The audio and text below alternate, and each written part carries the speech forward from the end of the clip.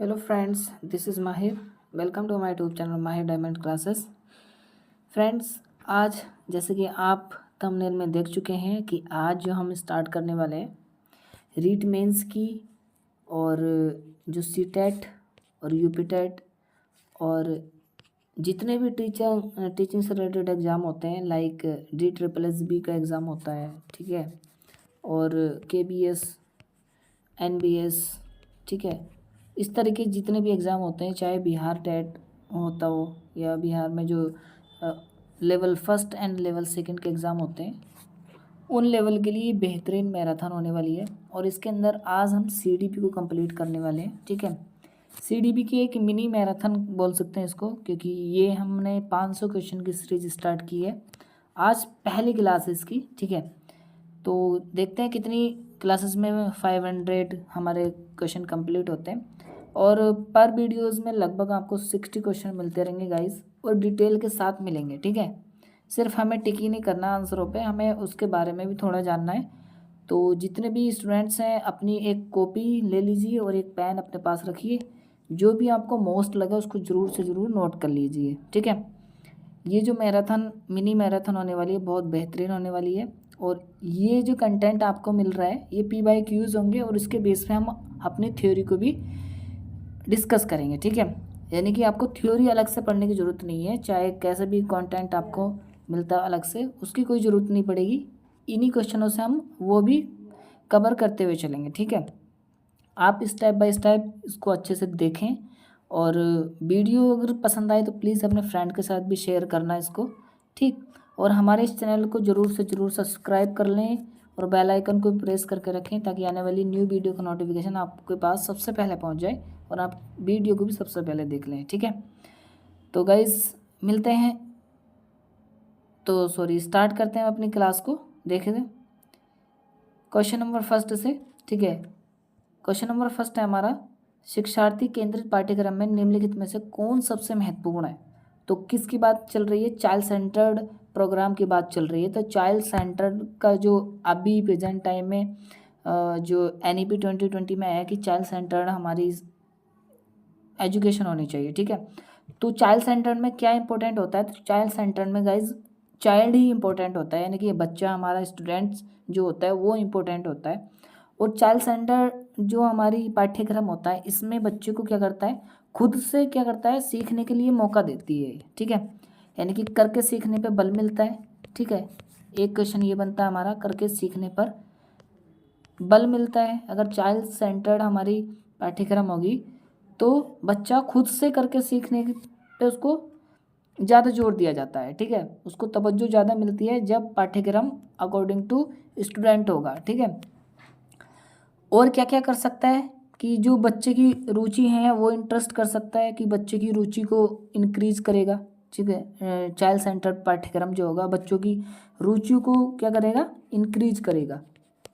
और क्या कर सकता है कि बच्चे की जो नीड्स हैं उनको, यानी कि ज़रूरतों को भी क्या करेगा, फुलफिल करेगा, ठीक है। और उनकी क्षमताओं, और जो हमारा पाठ्यक्रम होता है, तो पाठ्यक्रम किस लेवल पर हम बनाते हैं, बच्चों का जो चाइल्ड सेंटर पाठ्यक्रम होता है वो उनकी एज के अकॉर्डिंग, और उनके जो ओवरऑल जो इन्वायरमेंट होता है स्टूडेंट्स का, तो उसके अकॉर्डिंग बनाया जाता है, ठीक है। तो वो होता है हमारा चाइल्ड सेंटर्ड पाठ्यक्रम। तो आई होप आपको समझ आया होगा, तो इसका बी ऑप्शन इज करेक्ट होगा, ठीक है। बढ़ते हैं नेक्स्ट क्वेश्चन की ओर। आज हम बहुत बेहतरीन तरीके से डिस्कस करने वाले हैं, तो प्लीज़ आप बने रहें क्लास में और एंड तक देखें। ये लगभग वन यानी कि 1 घंटे प्लस ही की वीडियो रहेगी, क्योंकि इसमें हम 60 क्वेश्चन कवर करने वाले हैं, और 60 क्वेश्चन में लगभग हम 200 के समथिंग क्वेश्चन को सीखने वाले हैं, ठीक है। ये यूट्यूब की स्ट्रीम में बहुत बेहतरीन क्लास होने वाली है, ठीक है। तो इसे ज़्यादा से ज़्यादा शेयर करना, और अपने फ्रेंड्स को भी इस चैनल के बारे में ज़रूर से ज़रूर बताना, ठीक है। इस चैनल पर हम आपको लेवल 1 और लेवल 2 की बहुत बेहतरीन तरीके से तैयारी करा रहे हैं, सीटेट की, यूपीटेट और रीट मेंस की, और जितने भी टीचिंग से रिलेटेड एग्जाम होते हैं उन सबकी इस चैनल पर तैयारी स्टार्ट हो चुकी है, ठीक है। तो देखते हैं सेकंड क्वेश्चन क्या है। बार बार बच्चों को सजा से बचने या इनाम पाने के लिए सीखने की गतिविधियों में संलग्न होने के लिए कहना क्या दर्शाता है।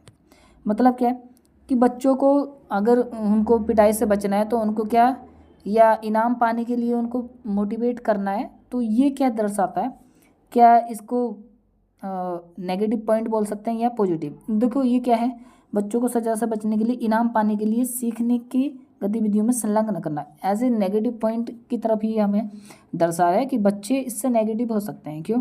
क्योंकि उनमें, उनके मन में लालच आ सकता है। अब देखते हैं ऑप्शन क्या क्या होते हैं।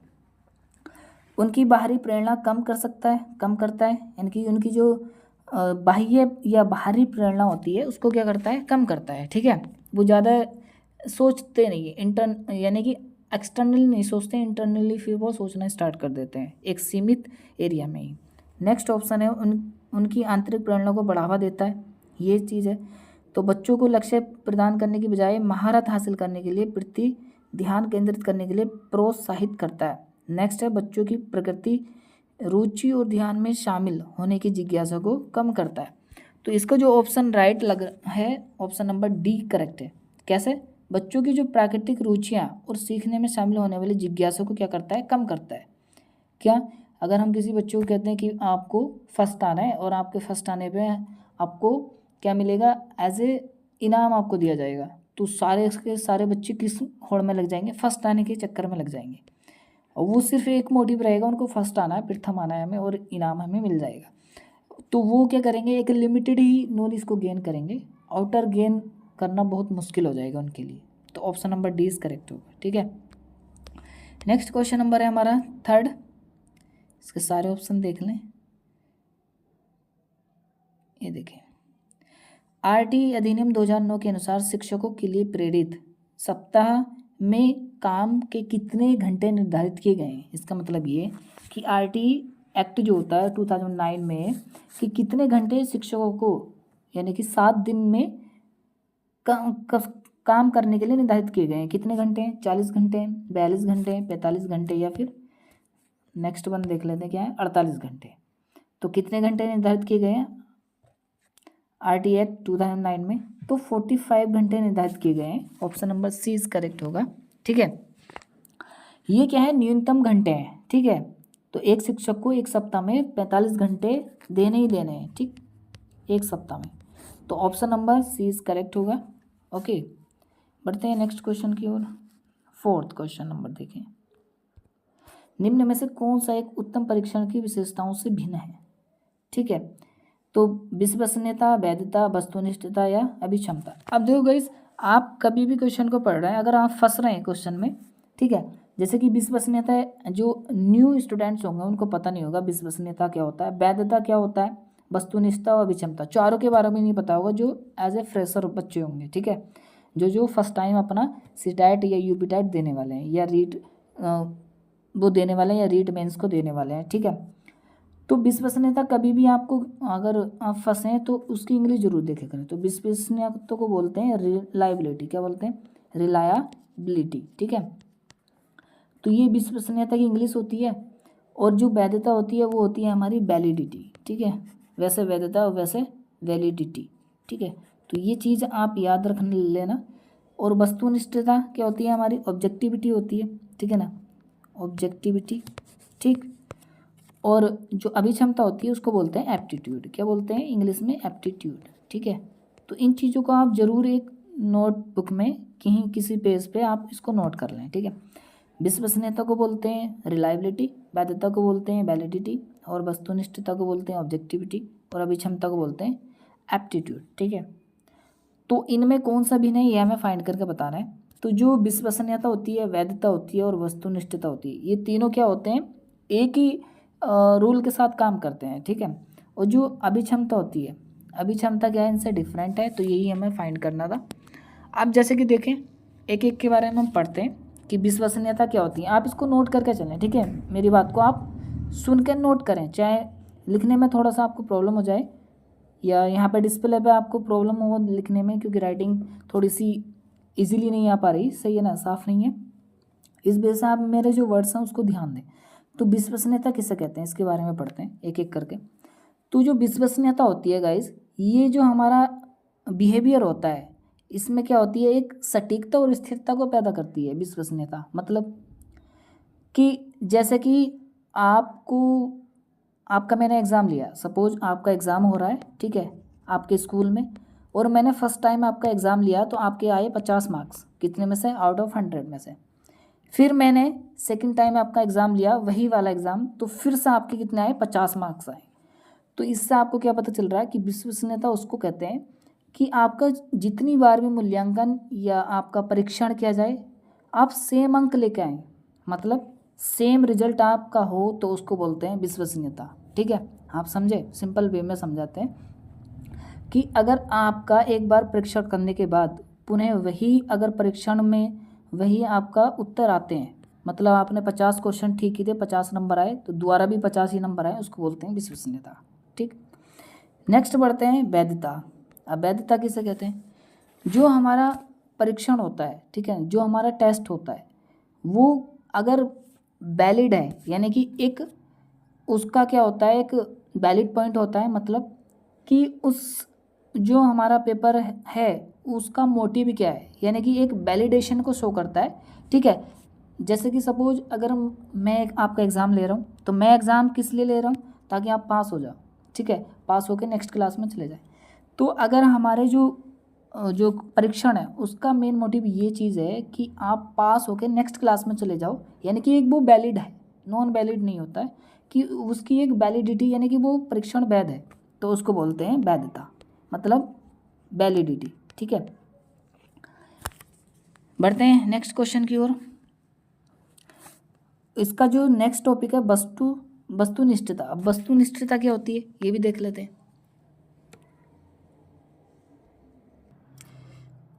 अब देखिएगा ये वस्तुनिष्ठता क्या होता है।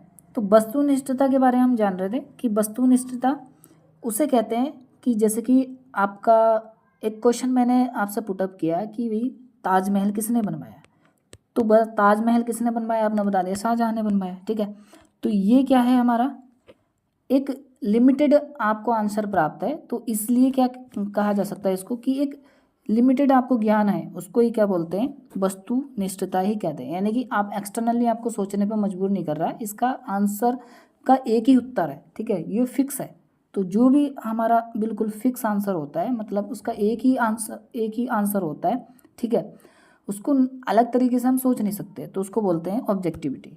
नेक्स्ट है हमारा अभिक्षमता है, जिसे बोलते हैं एप्टीट्यूड। ठीक है, तो एप्टीट्यूड क्या होता है, एप्टीट्यूड जो हमारा वर्क करने की जो एक पर्टिकुलर एक पॉइंट होता है, मतलब जो एक निश्चित प्रकार के कार्य होते हैं, जैसे कि सपोज आप कोई भी कार्य ले लो। ठीक है, उसको करने में जो आपके एफर्ट्स लगते हैं, जो क्षमता होती है आपकी या योग्यता होती है उस काम को करने की, तो उसको बोलते हैं एप्टीट्यूड, मतलब अभिक्षमता। ठीक है, कि किसी काम को करने में आप कितने एबल हो। ठीक है, कितनी आपके अंदर गट्स हैं, कितनी क्षमता है, कितने योग्य हो आप, तो उसको बोलते हैं अभिक्षमता। ठीक है, तो ये इनफ होगा, हमने बहुत अच्छे तरीके से इनको चारों को समझा। नेक्स्ट बढ़ते हैं अपने क्वेश्चन नंबर 5 की और देखें मूल्यांकन का उद्देश्य क्या होता है। तो मूल्यांकन क्या होता है, इवैल्यूएशन जिसको कहते हैं इंग्लिश में, कि इवैल्यूएशन का मीन्स या मतलब क्या होता है। तो पढ़ते हैं इसके ऑप्शन। बच्चों को मंद शिक्षार्थी और प्रतिभाशाली बच्चों के रूप में अंकित करने के लिए, उन बच्चों की पहचान करने के लिए जिन्हें उपचारी उपाय की आवश्यकता है, सीखने की कठिनाइयों और समस्या क्षेत्रों का निदान करने के लिए, उस सीमा तक प्रतिपुष्टि प्रदान करना जहाँ तक हमें उत्पादनशील जीवन के लिए शिक्षा प्रदान करने में सफल रहे। ठीक है, तो मूल्यांकन क्या होता है जी, मूल्यांकन का उद्देश्य क्या होता है कि जो भी आपने सीखा अभी तक उसका जो रिजल्ट आपको एज ए टीचर को मिल रहा है, वो बच्चों का क्या करता है, एज ए मूल्यांकन करता है। ठीक है, उस चीज़ का। ठीक, तो इसका जो राइट हो जाएगा ऑप्शन नंबर डी करेक्ट है। देखें आप, उस सीमा तक प्रतिपुष्टि प्रदान करना जहाँ तक हमें उत्पादनशील जीवन के लिए शिक्षा प्रदान करने में सफल रहे। ठीक है, यानी कि जो भी हमारी शिक्षा हम दे रहे हैं बच्चों को, तो उसका एक मूल्यांकन इवैल्यूएशन का भी टाइम बहुत ज़रूरी है। उससे ये पता चलता है कि बच्चे कहाँ तक सीखें, क्या क्या सीख रहे हैं, क्या क्या सीखने में उनको प्रॉब्लम आ रही है। ठीक है, बढ़ते हैं नेक्स्ट की और क्वेश्चन नंबर 6 देखें। एक चिंतनशील शिक्षक कक्ष में ऐसी स्थिति उत्पन्न करता है कि छात्र जो क्रिएटिविटी टीचर्स होते हैं वो जो क्लास में किस तरह के क्रिएटिविटी करते हैं, तो व्याख्यान सुन सकते हैं, कक्षा में शिक्षक के व्याख्यान के नोट्स ले सकें, कक्षा में अनुशासन बनाए रखें, छात्रों और शिक्षक में परस्पर अंतःक्रिया को प्रोत्साहन मिले। गाइस जब भी आपको प्रोत्साहन शब्द मिला, ये पॉजिटिव वर्ड होता है। अगर हमारा पॉजिटिव क्वेश्चन है तो समझो पॉजिटिव ही आंसर होता है उसका। तो प्रोत्साहन है यानी कि पॉजिटिव वर्ड है, ये आंसर हो सकता है। और व्याख्यान भी किसी चीज़ को, अगर कोई चिंतनशील है, क्रिएटिव है, तो वो भी सिर्फ व्याख्यान तो करेगा नहीं, किसी पुस्तक को पढ़ के तो सुनाएगा नहीं, ठीक है। वो नए नए थॉट्स आपको देगा, नए नए विचार आपको उससे सुनने मिलेंगे, ठीक है, उस टीचर से। तो कक्षा में शिक्षकों को व्याख्यान नोट्स, तो नोट्स का कोई काम नहीं है, ठीक है। और अनुशासन हमेशा क्या होता है, नेगेटिव वर्ड होता है। तो अनुशासन में बच्चों को नहीं रख सकते, फ्रीडम के साथ बच्चों को पढ़ाए जाएगा, ठीक है।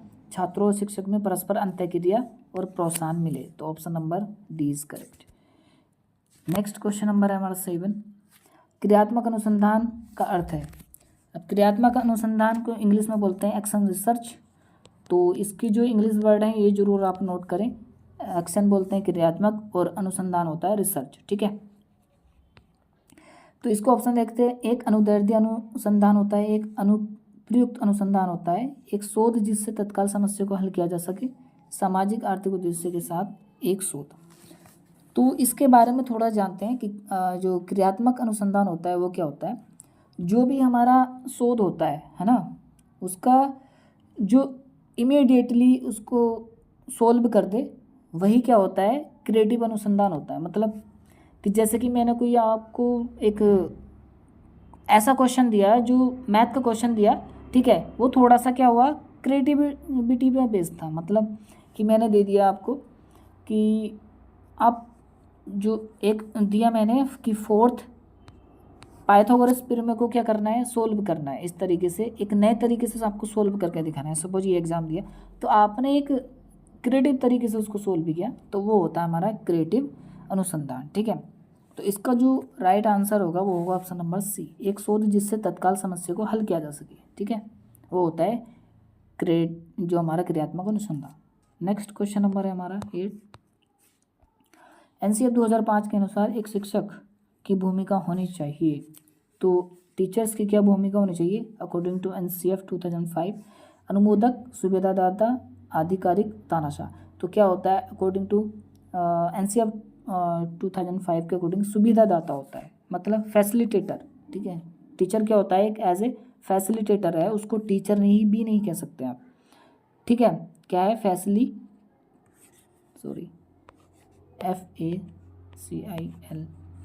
फैसिलिटेटर, ठीक है। तो टीचर क्या होता है, एक सुविधादाता होता है, ठीक। बाकी तो आधिकारिक होता है, तानाशाह होता है, अनुमोदक, ये सारे नेगेटिव वर्ड है। तो option number B is correct. Next question number है हमारा 9। अब पढ़ते हैं डेवलपमेंट की ओर। देखो डेवलपमेंट बहुत अच्छा टॉपिक है। विकास ब्लैंक से ब्लैंक की ओर बढ़ता है। तो विकास हमेशा क्या होता है, सामान्य से विशिष्ट की ओर इंक्रीज होता है। तो सामान्य से विशिष्ट पहला ही ऑप्शन है, तो option number A is correct होगा। अब डेवलपमेंट होता क्या है गाइस, ठीक है।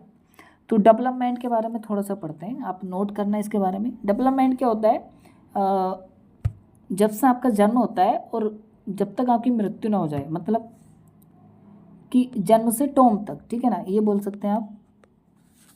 जन्म से मृत्यु तक आपका क्या होता रहता है, विकास होता रहता है। विकास कभी रुकता नहीं है, किसी न किसी परिस्थिति में, किसी न किसी रूप में होता रहता है।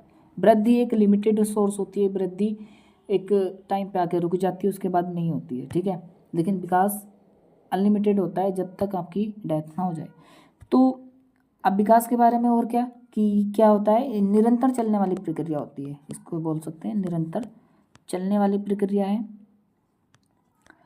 दूसरा ऑप्शन हम लिख सकते हैं कि ये क्या होता है, क्रमबद्ध प्रक्रिया है। मतलब पहले आप शैशवावस्था में आओगे, फिर बाल्यावस्था में आओगे, फिर किशोरावस्था में हो जाओगे। तो क्या है, क्रम चलता है, क्रमबद्ध प्रक्रिया होती है, ठीक है।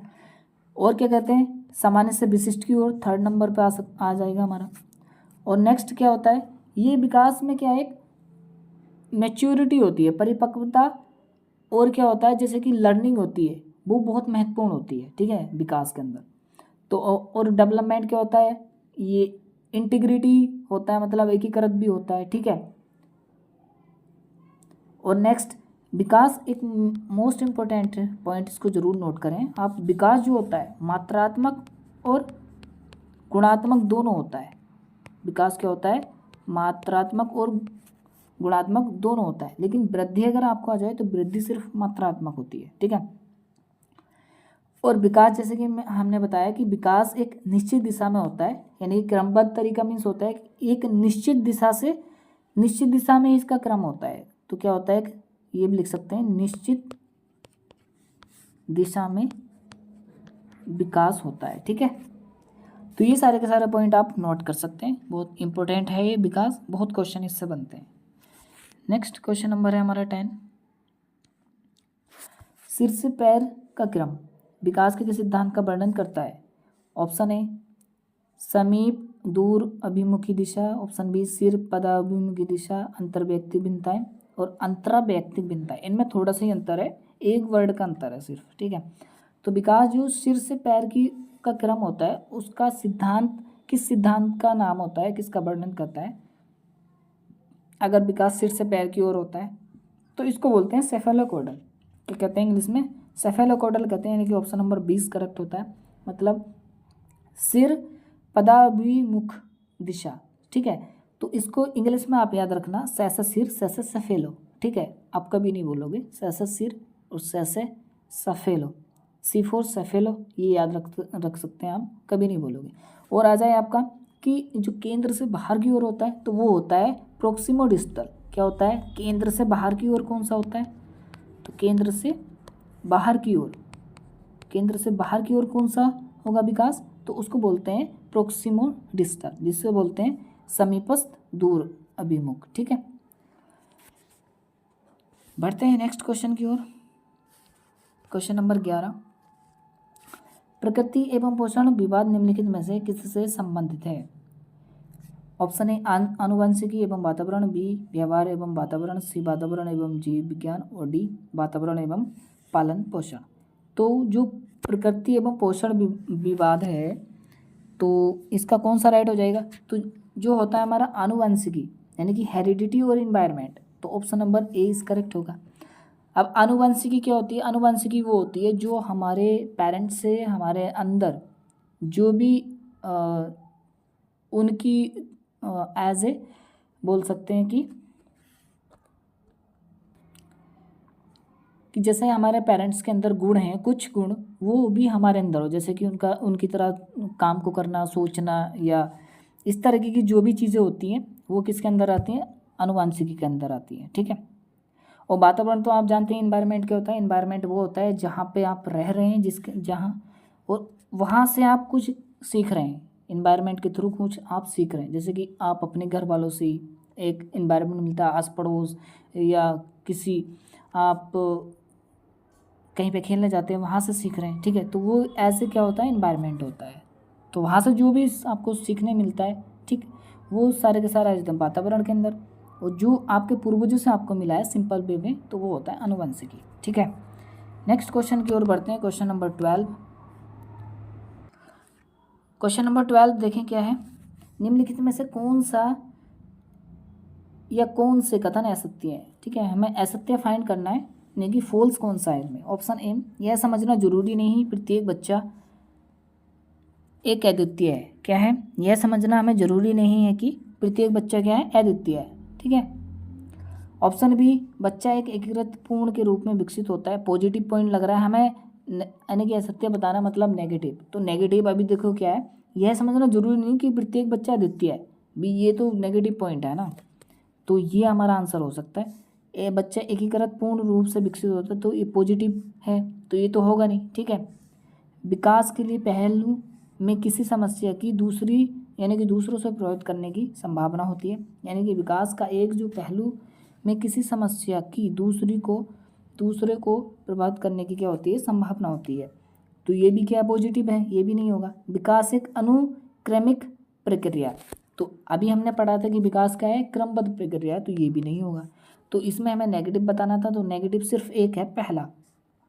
अब इसमें ढूंढते हैं ABC, ये तो है नहीं, तो option number D is correct. केवल ए, ओनली ए गलत है, तो इस वजह से option number D is correct होगा।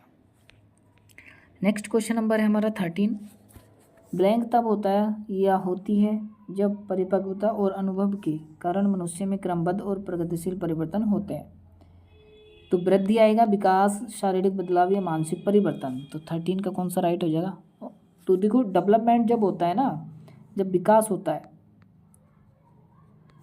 विकास होता है तो जब परिपक्वता और अनुभव के कारण मनुष्य में क्रमबद्ध और प्रगतिशील परिवर्तन होते हैं, जब डेवलपमेंट होता है। ठीक है, अभी हमने ऊपर डेवलपमेंट के बारे में पढ़ा, तो अब नहीं पढ़ेंगे डेवलपमेंट होता क्या है, ये हमने अभी सीखा अच्छे से। ठीक है, नेक्स्ट क्वेश्चन नंबर 14, निम्नलिखित में से कौन सी बचपन की विशेषता नहीं है? तो जीवन का कठिन काल, आप ध्यान से ऑप्शन को पढ़ना। कठिन काल, अनुकरणीय काल, सवाल करने की आयु, खिलौने की आयु। तो देखो क्या क्या, बचपन मीन्स होता है चाइल्डहुड। ठीक है, तो चाइल्डहुड में क्या होता है, तो बच्चे अनुकरण करके सीखते हैं। ठीक है, 6 से 12 साल की एज होती है, तो 6 से 12 साल की एज तो अनुकरण करके सीखते हैं कि ये इसकी विशेषता नहीं है, नेगेटिव पूछना है तो ये तो पॉजिटिव, ये तो होगा नहीं। सवाल करने की आयु, इसमें बच्चे सबसे ज़्यादा सवाल करते हैं। और जो हमारी शेषवावस्था होती है, तो शेषवावस्था भी क्या होती है, यानी कि 1 to 5th होती है, और 5th से 12 तक क्या करता है, बचपन ही होता है बच्चे का। ठीक है, तो इस वाली एज में क्या करता है बच्चा, अनुकरण करके सीखेगा। सवाल करने की आयु होती है, बच्चे ज़्यादा सवाल पूछते हैं अपने पेरेंट्स से, या आप किसी से भी पूछ सकते हैं। खिलौने की अपने टीचर से, खिलौने की आयु सबसे ज़्यादा, खिलौने की आयु क्या होती है, यही होती है, बचपन में तो बच्चे खेलते हैं। तो कठिन काल, कठिन काल क्या होता है, कठिन काल इसे नहीं कहते हैं, देखें क्या है, कठिन काल किसे कहते हैं, कठिन काल बोलते हैं गाइस किशोरावस्था को। किसे बोलते हैं, ये नोट कर लेना आप पॉइंट, कि कठिन काल किसे कहते हैं, किशोरावस्था को। ठीक है ना, ओके, किशोरावस्था को कहते हैं कठिन काल। ठीक है, तो ये जो आंसर रहेगा इस क्वेश्चन का क्या रहेगा, पहला ऑप्शन इज राइट हो जाएगा, क्योंकि कठिन काल किसे कहते हैं, किशोरावस्था को बोलते हैं। ठीक है, ये बचपन की अवस्था नहीं है, विशेषता नहीं होती। बाकी ये तीनों बचपन की अवस्था है, ये आप नोट कर लेना कि बचपन की अवस्था कौन कौन सी होती है, अनुकरण की आयु, सवाल करने की आयु, खिलौने की आयु। ठीक है, स्कूली एज भी बचपन में ही आती है। ठीक है, नेक्स्ट बढ़ते हैं क्वेश्चन नंबर 15 की ओर। प्रत्येक व्यक्ति का कार्य निश्चित योग्यताओं का प्रतिबिंब होता है। किसी विशेष कार्य को करने में व्यक्ति अपनी समस्त मानसिक योग्यताओं में कुछ को प्रदर्शित करने के रूप में चुनाव कर लेता है। यह सिद्धांत किसने दिया था? ये जो परिभाषा है किनकी, थॉर्नडाइक, गिलफोर्ड, थर्स्टन या थॉमसन की है। तो किन की है ये थॉमसन की डेफिनेशन है गाइस। ठीक है, तो बढ़ते हैं नेक्स्ट क्वेश्चन की ओर। नेक्स्ट क्वेश्चन है 16, निम्नलिखित में से कौन सी व्यक्तित्व मापन की प्रक्षेप नहीं है, प्रक्षेपी है। पीडीएफ को सेव करते टाइम ना थोड़ी सी इधर उधर हो गई है कुछ वर्ड। ठीक है, प्रक्षेपी विधि, वरना पीडीएफ तो बहुत अच्छे से बनाई। तो क्वेश्चन नंबर 16 का देखें, प्रक्षेपी विधि कौन सी है, व्यक्तित्व की। व्यक्तित्व होता है पर्सनैलिटी। ठीक है, ऑप्शन ए निर्धारित यानी कि निर्धारण मापनी, ऑप्शन बी अवलोकन, सी साक्षात्कार और डी कथानक संप्रत्याक्षण परीक्षण।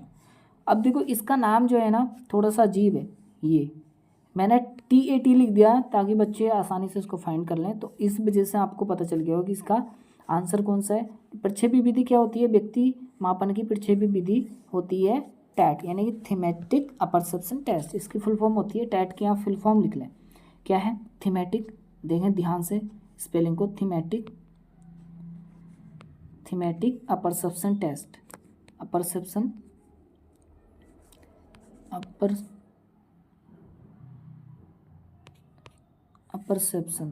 सॉरी, थीमेटिक अपरसेप्शन और टेस्ट, लास्ट में लिख लेना टेस्ट, TEST टेस्ट। ठीक है, ये इसकी फुल फॉर्म होती है। ये फुल फॉर्म भी बहुत पूछी जाती है। और ये किस लिए यूज होता है भाई, तो प्रक्षेपी विधि पर्सनैलिटी जो होता है यानी कि व्यक्तित्व मापन के लिए यूज करते हैं इसको। ठीक है, टैट को किस लिए यूज करते हैं, व्यक्तित्व मापन के। अब यहाँ से बहुत सारे क्वेश्चन बनते हैं कि भाई ये जो टैट थी दिया किसने है, यानी कि टैट को दिया किसने है। तो टैट को जो दिया है आप याद रख लेना, इसको नोट कर लें, मॉर्गन एवं मुर्रे ने इसको दिया है। मॉर्गन एवं मुर्रे ने इसका विकास किया है, मुर्रे यानी कि मुर्रे। ठीक है, मॉर्गन एवं मुर्रे ने इसका क्या किया है, विकास किया है। ठीक है, और क्या क्या इससे क्वेश्चन आ सकते हैं कि जो हमारी प्रक्षेपी विधि होती हैं वो कौन कौन सी होती हैं? तो एक तो यही होती है, टैट होती है, और भी बहुत सारी होती हैं। कौन कौन सी आप नाम निकलें? एक तो यही हो जाएगी हमारी टैट। दूसरी क्या होगी हमारी, देखें तो दूसरी हम बोल सकते हैं कि रोडसा स्याही धब्बा। क्या होती है? रोडसा स्याही धब्बा, रोडसा स्याही धब्बा, ठीक है, धब्बा परीक्षण, इसका नाम लिख लें आप, ठीक है, रोडसा स्याही धब्बा परीक्षण। तीसरा क्या होता है हमारा कि जो शब्द होती है, शब्द साहचर्य, शब्द साहचर्य परीक्षण, ठीक है, शब्द साहचर्य परीक्षण होती है, ठीक है। तो ये भी आप इसको नोट कर सकते हैं, ठीक है। तो बढ़ते हैं नेक्स्ट क्वेश्चन की ओर। क्वेश्चन नंबर है हमारा 17।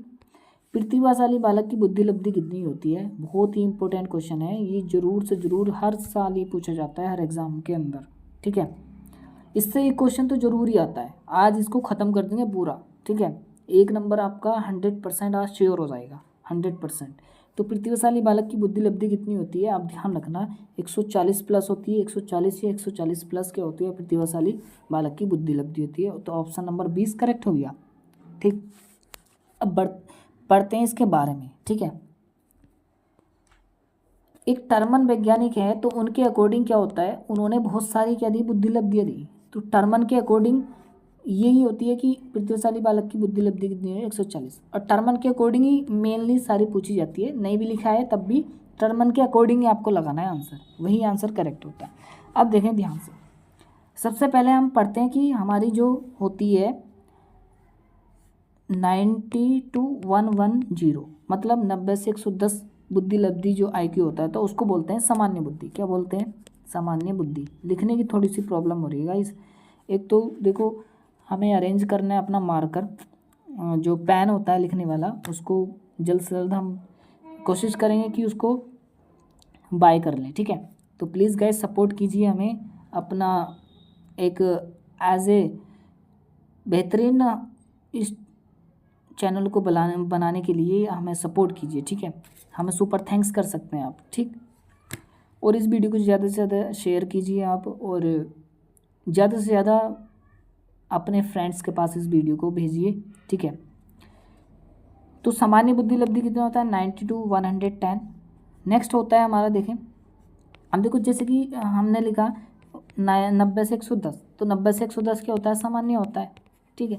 अब 110 से 120 तक बुद्धि लब्धि को क्या कहते हैं?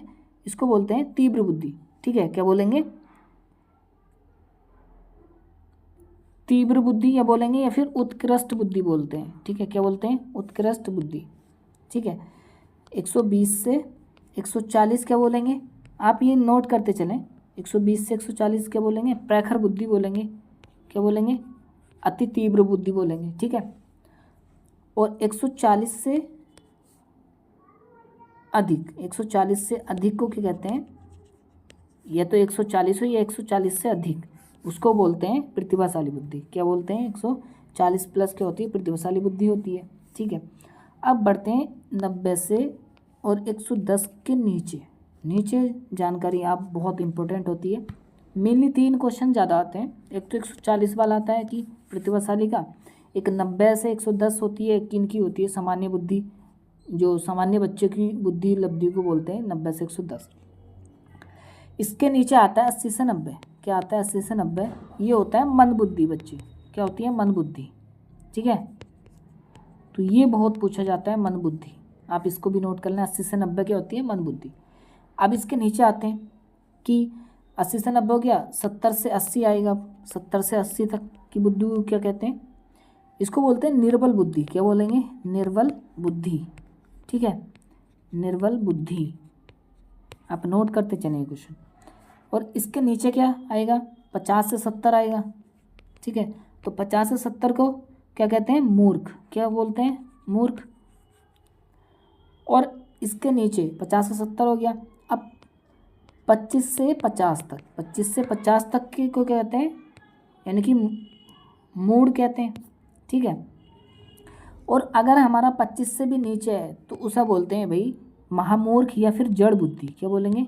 माहमूर किया जड़ बुद्धि। ठीक है, जड़ बुद्धि पूछा जाए तो क्या होती है, 25 से नीचे वाले जड़ बुद्धि। 25 से 50 को बोलते हैं मूढ़, और 50 से 70 जो होती है वो मूर्ख होते हैं, मूर्ख बुद्धि कहलाती है। और 70 से 80 क्या कहलाती है, निर्बल बुद्धि।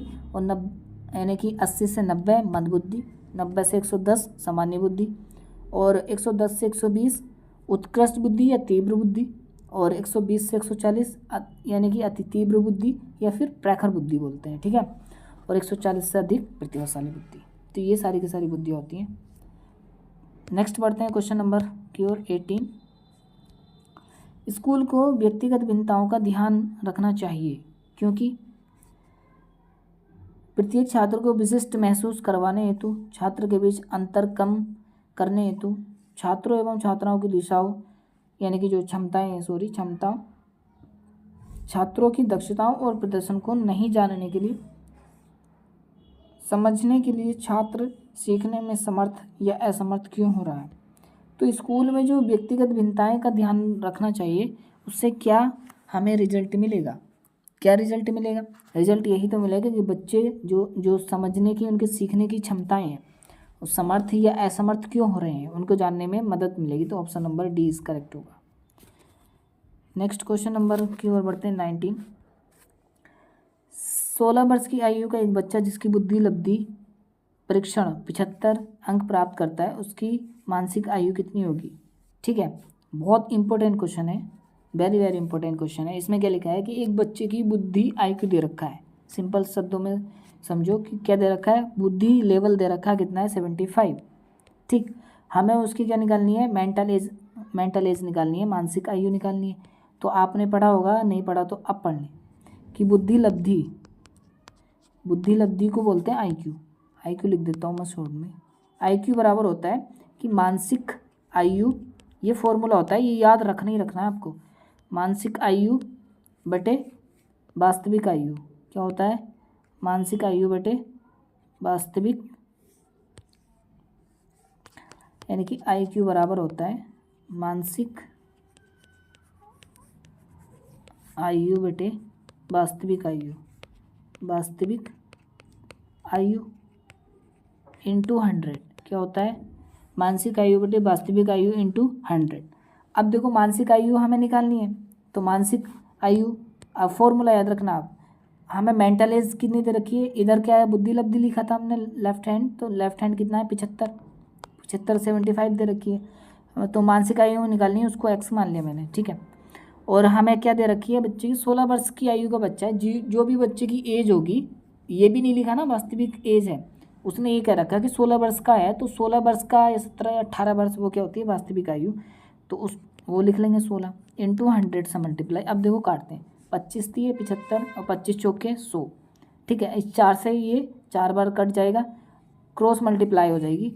ठीक है, इसकी इधर, तो x की 1 में करेंगे, इधर 1 है तो 1x आ जाएगा, 4 की 3 में करेंगे तो 12 वर्ष, तो कितना आ जाएगा 12 वर्ष आंसर होगा। तो कौन सा ऑप्शन राइट होगा, D, option number D is correct है। ठीक है, आपको फॉर्मूला याद रखना है, बुद्धि लब्धि बराबर, आप फिर से लिख लें, बुद्धि लब्धि बराबर होता है मानसिक आयु बटे वास्तविक आयु इंटू 100। ठीक है, नेक्स्ट क्वेश्चन बढ़ते हैं, देखें बुद्धि लब्धि के लिए निम्नलिखित सूत्र किसने दिया, इंपॉर्टेंट क्वेश्चन है ये भी। इसमें बहुत बच्चे कंफ्यूज होते हैं कि बुद्धि लब्धि का सूत्र क्या होता है, मानसिक आयु बटे है ये, बटे काल अनुक्रमिक आयु इंटू क्या होता है 100, ये पूरा फॉर्मूला आता है। ठीक है, लेकिन इसमें क्या है, थोड़ा सा क्या होता है कि बच्चे कंफ्यूज रहते हैं कि अभी जो ये फॉर्मूला लिखा है इतना मानसिक आयु बटे काल अनुक्रमिक आयु को ही वास्तविक आयु कहते हैं, कभी आप कंफ्यूज हो, यानी कि वास्तविक आयु को ही काल अनुक्रमिक आयु कहते हैं। तो मानसिक आयु बटे वास्तविक आयु लिखा हुआ है सिंपल। तो ये जो फॉर्मूला इतना दिया है, तो ये तो दिया है स्टर्न ने, किसने दिया है, स्टर्न ने। ठीक है, और अगर इसको इन्होंने संशोधन किया था किसने, टर्मन ने, और मल्टीप्लाई किया था इन्होंने 100 से। तो ये जो फॉर्मूला अगर आपसे आ जाए पूछने को, तो ये दिया था टर्मन ने, किसने दिया था, टर्मन ने। लेकिन इसमें क्या होता है कि जैसे कि अभी ये फॉर्मूला लिखा है कि मानसिक आयु बटे वास्तविक आयु, अगर आपको टर्मन भी दे रखा है, इसके ऑप्शन देख लें आप, टर्मन भी दे रखा है और क्या दे रखा है, विलियम स्टर्न, इनका पूरा नाम क्या है, विलियम स्टर्न। टर्मन भी है, विलियम स्टर्न भी है।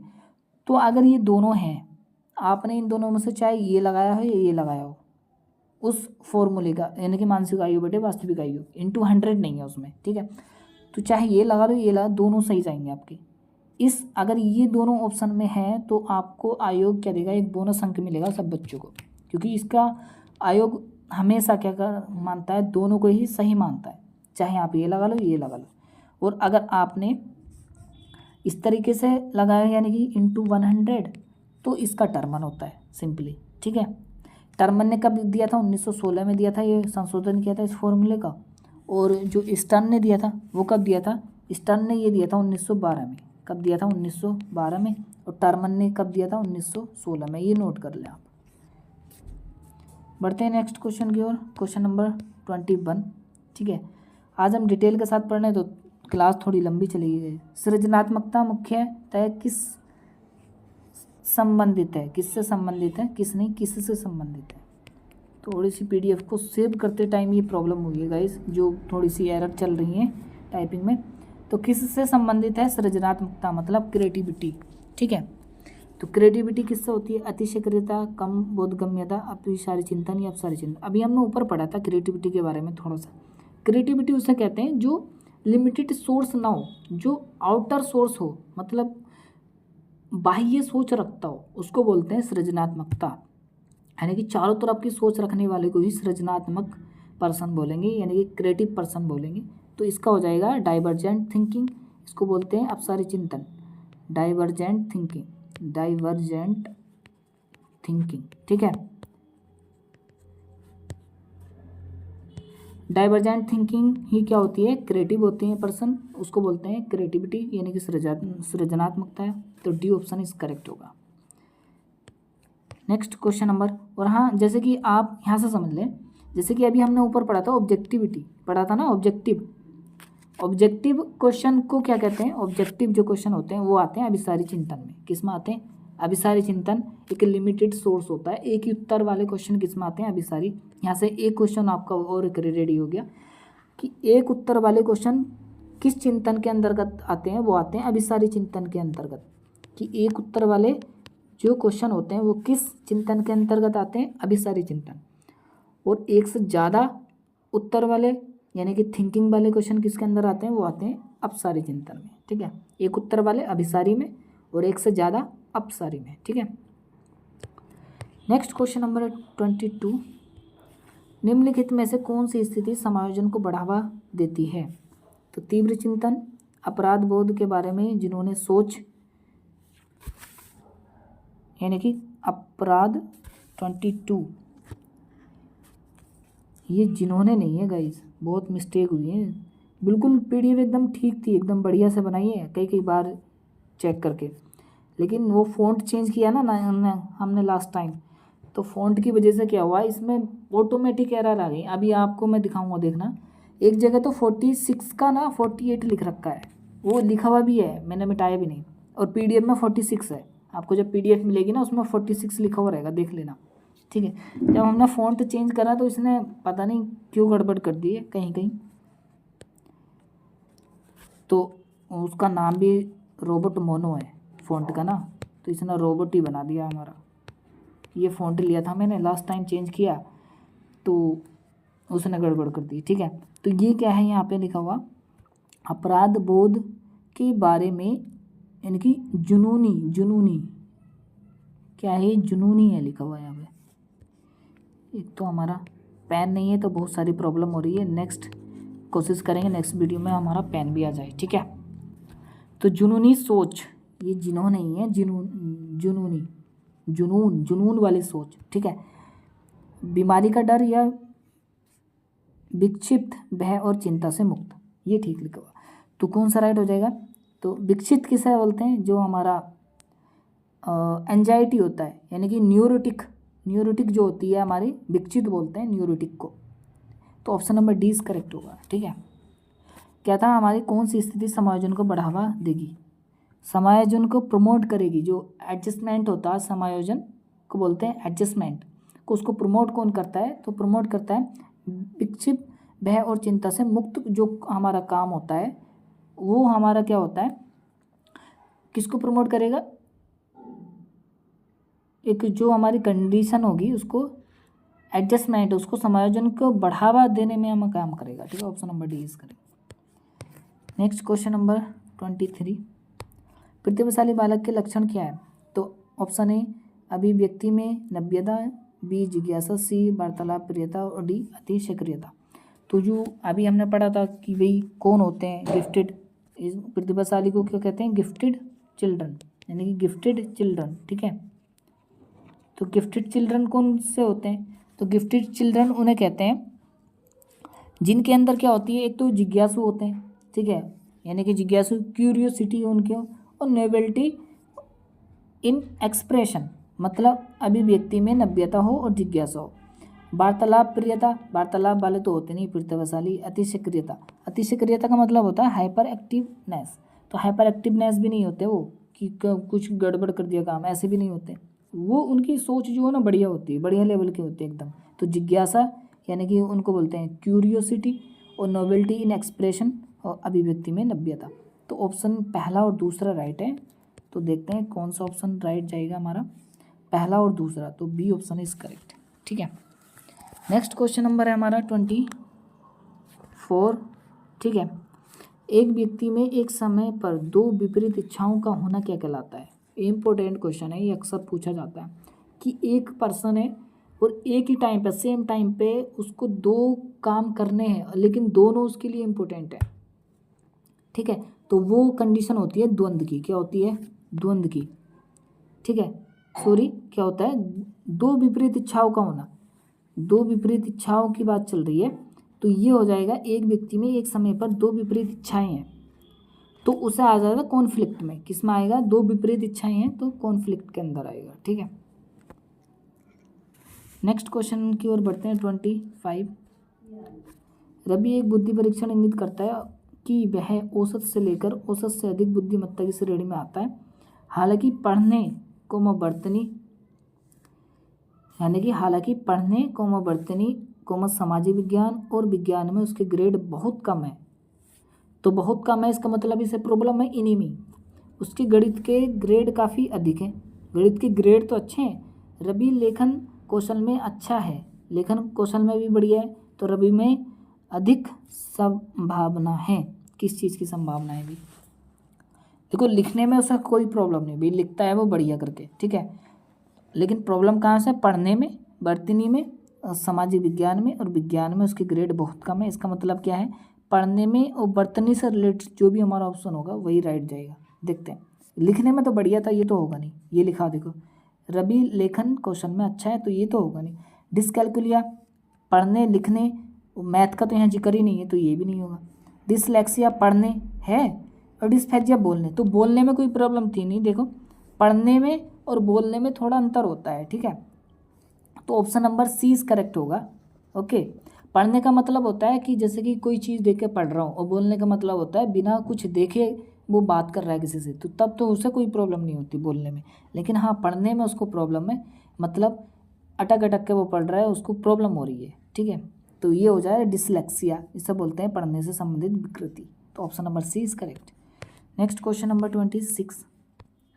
सीखना व्यवहार में उत्तरोत्तर सामंजस्य की एक प्रक्रिया है, यह कथन किस शिक्षाविद के द्वारा दिया गया?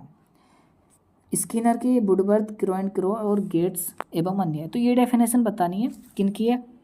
तो ये डेफिनेशन है स्किनर की। Option number A is correct होगा। नेक्स्ट बढ़ते हैं क्वेश्चन नंबर 27 की ओर। कक्षा 2 की छात्रा सृष्टि को अध्यापिका ने मूल गणित विषय के सवाल कराए। आप ध्यान से पढ़ना इस क्वेश्चन को। अगले दिन उसने बाजार में सामान खरीदने के उपरांत का मतलब होता है कि बाद। क्या होता है? उपरांत का मतलब होता है बाद। दुकानदार द्वारा की गई गलती, यानी कि जो योग में गलती की थी दुकानदार ने, की गई योग की गलती को चिन्हित करके सही करवाया। किसने? इस सृष्टि ने। ठीक है, यह अधिगम का कौन सा प्रकार है? ठीक, नकारात्मक स्थानांतरण। भाई नकारात्मक तो होगा नहीं, उसने किसी गलत चीज़ को सही कर दिया, तो नकारात्मक कैसे होगा? सकारात्मक, हाँ ये हो सकता है। शून्य, ये भी गलत। और द्विपक्षीय थोड़ी ना करा उसने, ईमानदारी दिखाई। तो ऑप्शन नंबर 20 करेक्ट। ठीक है, सकारात्मक स्थानांतरण। नेक्स्ट क्वेश्चन नंबर 22, निम्न में से किस सिद्धांत को पुनर्वलन का सिद्धांत भी कहते हैं? ऑप्शन ए क्रियाप्रसूत अनुबंधन सिद्धांत को, अंतर्दृष्टि सिद्धांत, शास्त्रीय अनुबंधन सिद्धांत या उद्दीपक अनुक्रिया सिद्धांत को पुनर्वलन का सिद्धांत। तो इनमें से कौन सा राइट हो जाएगा? 28 पुनर्वलन का सिद्धांत। बताइए किसने दिया है? क्रियाप्रसूत अनुबंधन सिद्धांत यानी कि पुनर्वलन का सिद्धांत किसने दिया? स्किनर ने दिया था ना, स्किनर। तो इनके इस सिद्धांत को क्या कहते हैं? क्रियाप्रसूत अनुबंधन का सिद्धांत भी कहते हैं। ठीक है, आप ध्यान रख लेना, पुनर्वलन का सिद्धांत आए और क्रियाप्रसूत का सिद्धांत आए तो किसका है? स्किनर का है। इन्होंने किस पे प्रयोग किया था? कबूतर पर किया था। ठीक है, कबूतर और चूहे पर, मेनली चूहा आता है ज़्यादातर, चूहा एंड कबूतर दोनों पे किया था इन्होंने अपना प्रयोग। ठीक है, और अंतर्दृष्टि का सिद्धांत किसका है? ये है कोहलर का, आप लिख लीजिए। किसका है? Kohler, Kohler. ठीक है, और शास्त्रीय अनुबंधन सिद्धांत किनका है? पावलोव का है, पावलोव। कोहलर ने किस पे प्रयोग किया था? ये किया था चिंपैंजी पर, लिख लीजिए चिंपैंजी पर। और पावलोव ने किस पे किया था? कुत्ते पर। किस पे किया था? कुत्ते पर किया था। और उद्दीपक अनुक्रिया का सिद्धांत मतलब एसआर थ्योरी किसने दी थी? ये दी थी थॉर्नडाइक ने। किसने दी थी? थॉर्नडाइक। तो थॉर्नडाइक ने कौन सा दिया था? उद्दीपक अनुक्रिया का सिद्धांत दिया, यानी कि एसआर थ्योरी। ठीक है, आप नोट कर लेना, बहुत अच्छे क्वेश्चन है। 4 क्वेश्चन आपके तैयार हो गए यहाँ से। क्रियाप्रसूत सिद्धांत हो गया स्किनर, और अंतर्दृष्टि सिद्धांत हो गया कोहलर, शास्त्रीय अनुबंधन सिद्धांत हो गया पावलोव, और उद्दीपक अनुक्रिया का सिद्धांत हो गया थॉर्नडाइक महोदय। ठीक है, थॉर्नडाइक महोदय ने किस पर प्रयोग किया था? बिल्ली पर, ये भी लिख लीजिए। बाकी तीनों का मैंने बता दिया है। ठीक है, नेक्स्ट पढ़ते हैं क्वेश्चन नंबर 29 की ओर। निम्नलिखित में से उसे उदाहरण का चयन कीजिए, यानी कि उस उदाहरण का चयन कीजिए जो आंतरिक अभिप्रेरणा को दर्शाता है, यानी कि वो खुद से मोटिव होता है। ऐसा ऑप्शन हमें फाइंड करना है। वंदना परीक्षा में अच्छे अंक प्राप्त करने के लिए कठोर परिश्रम कर रही है। भाई अच्छे अंक प्राप्त करने के लिए, यानी कि आउटर चीज़ को प्राप्त करने के लिए वो मेहनत कर रही है, इसका मतलब। और आगे क्या कह रही है? जिससे वह अपने माता पिता से उपहार प्राप्त कर सके। अच्छे अंक प्राप्त करना चाह रही है जिससे वो अपने माता पिता से क्या, उसको गिफ्ट मिले। तो ये तो होगा नहीं इंटरनल में। बी, उर्मिला फटाफट गृह कार्य समाप्त कर रही है, क्योंकि गृह कार्य समाप्त करके वह टीवी देख सकेगी। ठीक है, नेक्स्ट ऑप्शन है सारा बहुत सारी पुस्तक पढ़ रही है, क्योंकि वह जिले में प्रथम स्थान प्राप्त करके विद्यालय का नाम जिला स्तर पर रोशन करना चाहती है। और ऑप्शन डी क्या है? मेघना अपने परियोजना, ठीक है, कार्य के लिए विभिन्न स्रोत तलाश रही है, क्योंकि वह नई जानकारी प्राप्त करने में रुचि रखती है। ठीक है, अब देखो ध्यान से, इस क्वेश्चन में हमसे पूछा था कि उस निम्नलिखित में से उस उदाहरण का चयन कीजिए जो आंतरिक, जो इंटरनल अभिप्रेरणा मोटिवेशन को दर्शाता है। तो आंतरिक कौन कर रही है? आंतरिक मेघना कर रही है। Option number D. कैसे? कि वो अपने परियोजना कार्य के लिए विभिन्न स्रोत को क्या कर रही है? तलाश रही है, खुद से तलाश रही है, मतलब इंटरनली वो काम को कर रही है, क्योंकि वह नई जानकारी प्राप्त करने में क्या रखती है? रुचि। ठीक है, तो जो ऑप्शन करेक्ट होगा 29 का डी। ठीक है, बाकी जो ऑप्शन है इसमें, बाकी ऑप्शन क्या है? एक्सटर्नली है, मतलब उनको एक्सटर्नली किसी न किसी चीज़ का लालच है। देखो, वंदना परीक्षा में अच्छे अंक प्राप्त करने के लिए कठोर परिश्रम कर रही है, जिससे उसके माता पिता उसे उपहार दें, गिफ्ट दें, तो ये तो होगा नहीं। ठीक है, उर्मिला फटाफट गृह कार्य समाप्त कर रही है, क्योंकि गृह कार्य समाप्त करके वह टीवी देख सकेगी, ये भी एक्सटर्नल कर रही है, यानी कि बाहरी दिखावा। नेक्स्ट, सारा बहुत सारी पुस्तक पढ़ रही है, क्योंकि वह जिले में प्रथम आना चाहती है। ठीक है, जिससे विद्यालय का नाम जिले स्तर पर रोशन करना चाहती है, तो ये भी नहीं होगा। तो option number D is correct. Next question की ओर बढ़ते हैं। क्वेश्चन नंबर 30, निम्न में से किसने अधिगम सिद्धांत का प्रतिपादन नहीं किया? स्किनर, कोहलर, थॉर्नडाइक और बीएस ब्लूम। तो इनमें से बताना है किसने अधिगम सिद्धांत का प्रतिपादन नहीं किया। तो जो बीएस ब्लूम है, इन्होंने अधिगम सिद्धांत का प्रतिपादन नहीं किया। ठीक है ना, और बाकी जो हैं स्किनर, कोहलर और थॉर्नडाइक, ये क्या है? अधिगम सिद्धांत के जन्मदाता हैं तीनों। ठीक है, जैसे कि हमने स्किनर के बारे में पढ़ा है अभी पीछे, हमने बताया था कि स्किनर ने पुनर्वलन का सिद्धांत या क्रिया प्रसूत का सिद्धांत दिया है। कोहलर ने अंतर्दृष्टि का सिद्धांत या सूझ का सिद्धांत दिया है, जिन्होंने चिंपैंजी पे प्रयोग किया था। और इन्होंने किसका दिया है? थॉर्नडाइक का हो जाएगा प्रयास एवं त्रुटि का सिद्धांत। कौन सा हो जाएगा? प्रयास एवं त्रुटि का सिद्धांत। ठीक है, ये थॉर्नडाइक का सिद्धांत है, और यानी कि ट्रायल एंड एरर जिसको बोलते हैं, प्रयास एवं त्रुटि का सिद्धांत।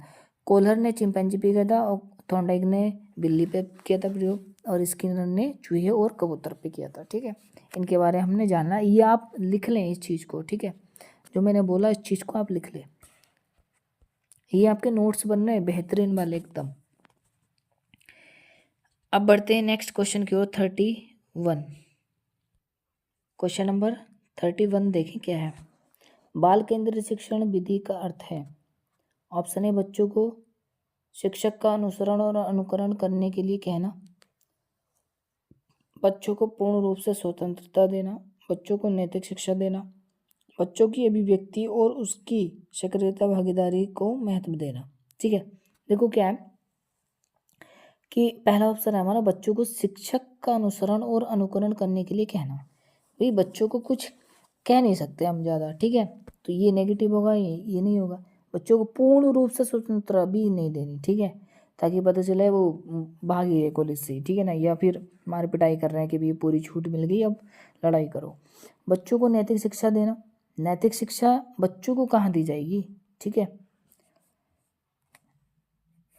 लास्ट ऑप्शन है हमारा डी देखें, बच्चों की अभिव्यक्ति और उनकी सक्रियता भागीदारी को महत्व देना। ठीक है ना, तो बच्चों की जो एक्टिविटी पार्टिशियन एक्टिविटी है, मतलब जो सहभागी तौर पे वो कार्य को कर रहे हैं सक्रिय रहने के लिए, उन्हें मोटिवेट करना या उनको, ये चीज़ क्या हो जाती है, बहुत इंपॉर्टेंट बना देती है। ठीक है, यानी कि बहुत हेल्प करती है। तो डी ऑप्शन इज करेक्ट होगा। ठीक है, नेक्स्ट क्वेश्चन नंबर है 32। रेविन प्रोग्रेसिव मैट्रिसेस का प्रयोग ब्लैंक के मापन के लिए किया जाता है। तो जो रेविन प्रोग्रेसिव मैट्रिसेस है, तो उसका प्रयोग किस मापन के लिए किया जाता है? व्यक्तित्व यानी कि पर्सनैलिटी, अधिगम लर्निंग, बुद्धि इंटेलिजेंस और सृजनात्मकता क्रिएटिविटी। तो 32 का कौन सा राइट हो जाएगा? तो जो इंटेलिजेंस है, इंटेलिजेंस का प्रयोग किसके लिए किया जाता है? रेविन प्रोग्रेसिव मैट्रिसेस के लिए किया जाता है, बुद्धि का, इंटेलिजेंस के। ठीक है, option number C is correct होगा। ओके, नेक्स्ट क्वेश्चन की ओर बढ़ते हैं। Question number 33।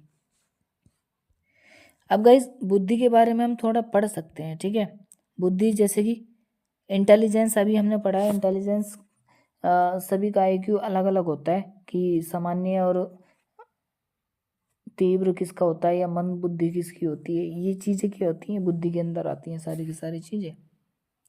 बुद्धि को हम क्या कर सकते हैं? माप सकते हैं। ठीक है, क्या कर सकते हैं? माप सकते हैं। ये सिर्फ मात्रात्मक होती है, सॉरी बुद्धि नहीं, वृद्धि मात्रात्मक होती है। जो बुद्धि होती है हमारी, बुद्धि क्या उसको नापते हैं IQ के बेस पे नाप सकते हैं। ठीक है, कि IQ कितना बच्चे का, ये भी एज ए मात्रात्मक ही होती है। ठीक है, बुद्धि हम, क्योंकि हमारा फॉर्मूला होता है मानसिक आयु बटे वास्तविक आयु इंटू 100। तो उस फॉर्मूले की तरह हम किसी बच्चे की एक जो इंटेलिजेंसी होती है उसको नाप सकते हैं कि भाई इसमें इतनी इंटेलिजेंस है। Next question number 33। वाइगोत्स्की के अनुसार बालक सीखते हैं अनुकरण से, वयस्कों और समवयस्कों के साथ परस्पर क्रिया से, जब पुनर्बलन प्रदान किया जाता है या परिपक्व होने पे। तो वाइगोत्स्की के अनुसार बालक जो सीखते हैं ना, वो वयस्कों और समवयस्कों के साथ परस्पर क्रिया करने से सीखते हैं। तो option number C is correct होगा। अब लेव वाइगोत्स्की जो हैं, वाइगोत्स्की के बारे में थोड़ा सा पढ़ लेते हैं। इन्होंने क्या दिया था? सामाजिक सांस्कृतिक का सिद्धांत दिया है, आप इसको नोट कर लें, लेव वाइगोत्स्की ने। ठीक है, जो बहुत ज़्यादा इंपॉर्टेंट है। ठीक,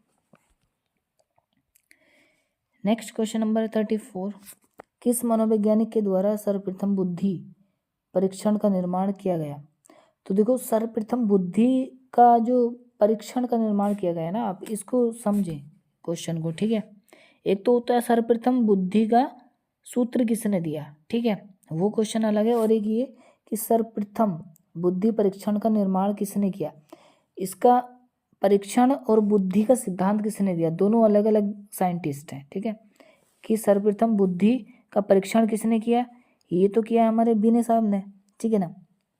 किसने किया है, बिने ने। कब किया है, 1905 में। ये आप नोट कर लें, ठीक है। बुद्धि का परीक्षण सबसे पहले किसने किया है, बिने ने, 1905 में, ठीक है। और एक क्वेश्चन और नोट कर लें कि इसमें जो यूज होते हैं ना बच्चे, वो 3 से 16 साल के बच्चे का ही क्या होता है, परीक्षण होता है इसमें, ठीक है। यानी कि उनकी आयु की बुद्धि का मापन ही किया जाता है किनमें, 3 से 16 वर्ष के जो बच्चे होते हैं, ठीक है। नेक्स्ट क्वेश्चन नंबर है हमारा 35। एक शिक्षक द्वारा प्रतिभाशाली बालकों के उत्थान हेतु कौन सा प्रयास किया जाएगा। एक शिक्षक द्वारा प्रतिभाशाली बालकों के उत्थान हेतु कौन सा प्रयास किया जाएगा। उन्हें दंड देना, विशिष्ट कक्षा में प्रोत्साहन, पढ़ने की धीमी गति या उन पर ध्यान नहीं देना। तो देखो, उन्हें दंड देना, ये तो नेगेटिव है, बिल्कुल काट दो। विशिष्ट कक्षा में प्रोत्साहन, पढ़ने की धीमी गति, ये भी विशिष्ट बालकों की बात हो रही है भाई। तो विशिष्ट बालक क्या होगा, उन पर ध्यान नहीं देना, ये भी गलत है, ठीक है ना।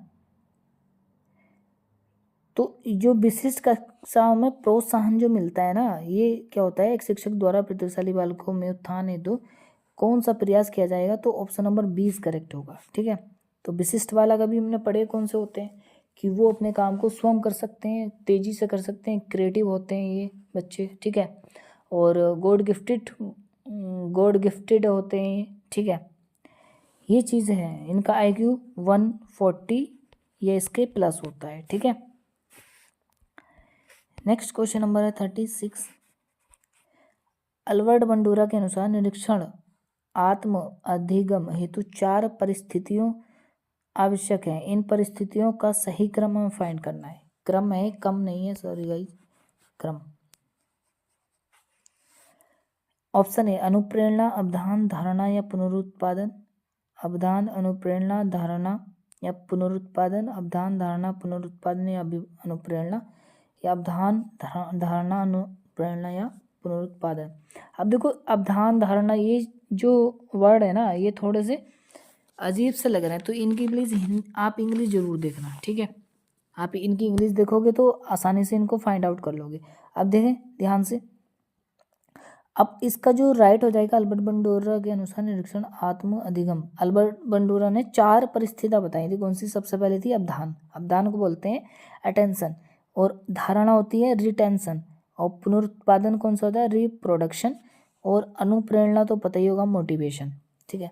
तो अवधान को बोलते हैं अटेंशन, धारणा को बोलते हैं रिटेंशन, और पुनरुत्पादन को बोलते हैं रिप्रोडक्शन, और अनुप्रेरणा होता है मोटिवेशन, ठीक है। तो ये चीज़ आप ध्यान रखना, बहुत इंपॉर्टेंट क्वेश्चन है अल्बर्ट बंडूरा का, ठीक है। तो बढ़ते हैं नेक्स्ट क्वेश्चन की ओर। और बाकी जो गाइस इनकी थ्योरी रह गई है, तो वो हम डिटेल अलग से एक वीडियो बनाए करेंगे, जिसमें हम कवर कर लिया करेंगे बाकी सारी, ठीक है।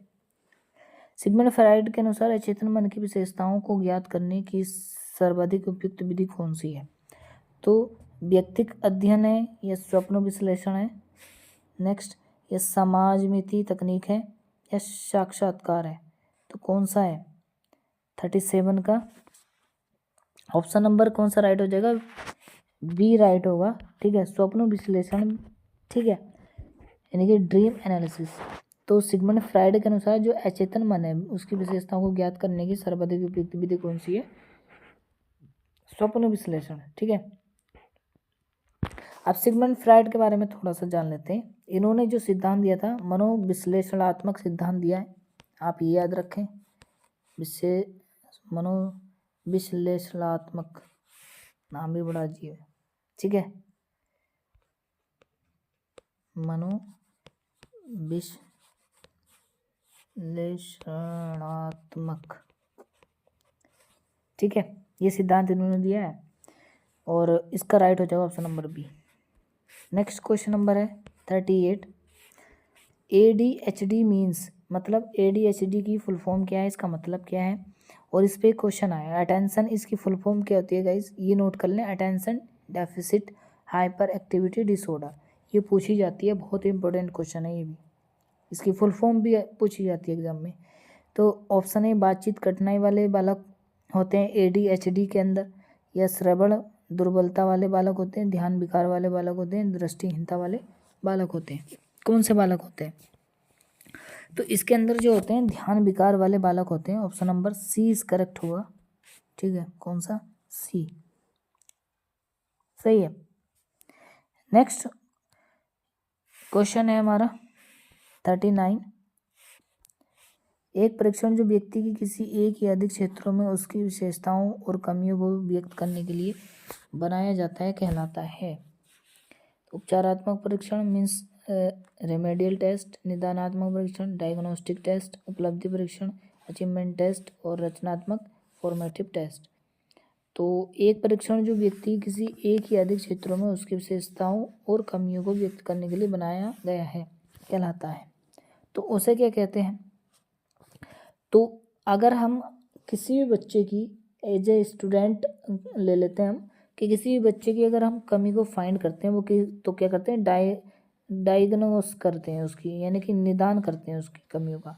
तो निदानात्मक परीक्षण होता है कि गलतियों को फाइंड करना, कि बच्चे ने सीखने में कौन कौन सी गलती की है, कहाँ पे गलती कर रहा है, उसको जानने के बाद फिर क्या करते हैं हम, रिमेडियल टेस्ट लेते हैं, यानी कि उसका उपचार करते हैं, उपचार, ठीक है।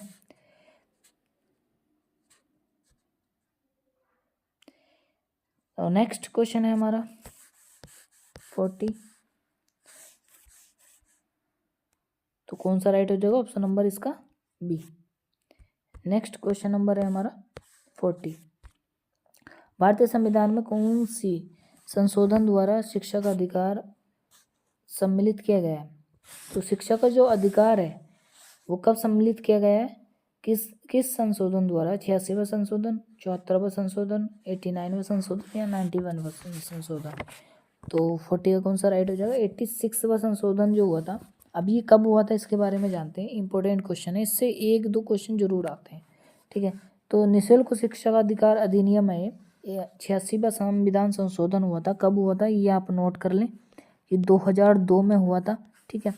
किस आर्टिकल को जोड़ा गया था, तो आर्टिकल जो जोड़ा गया था 21A को जोड़ा गया था, ठीक है, 2002 में।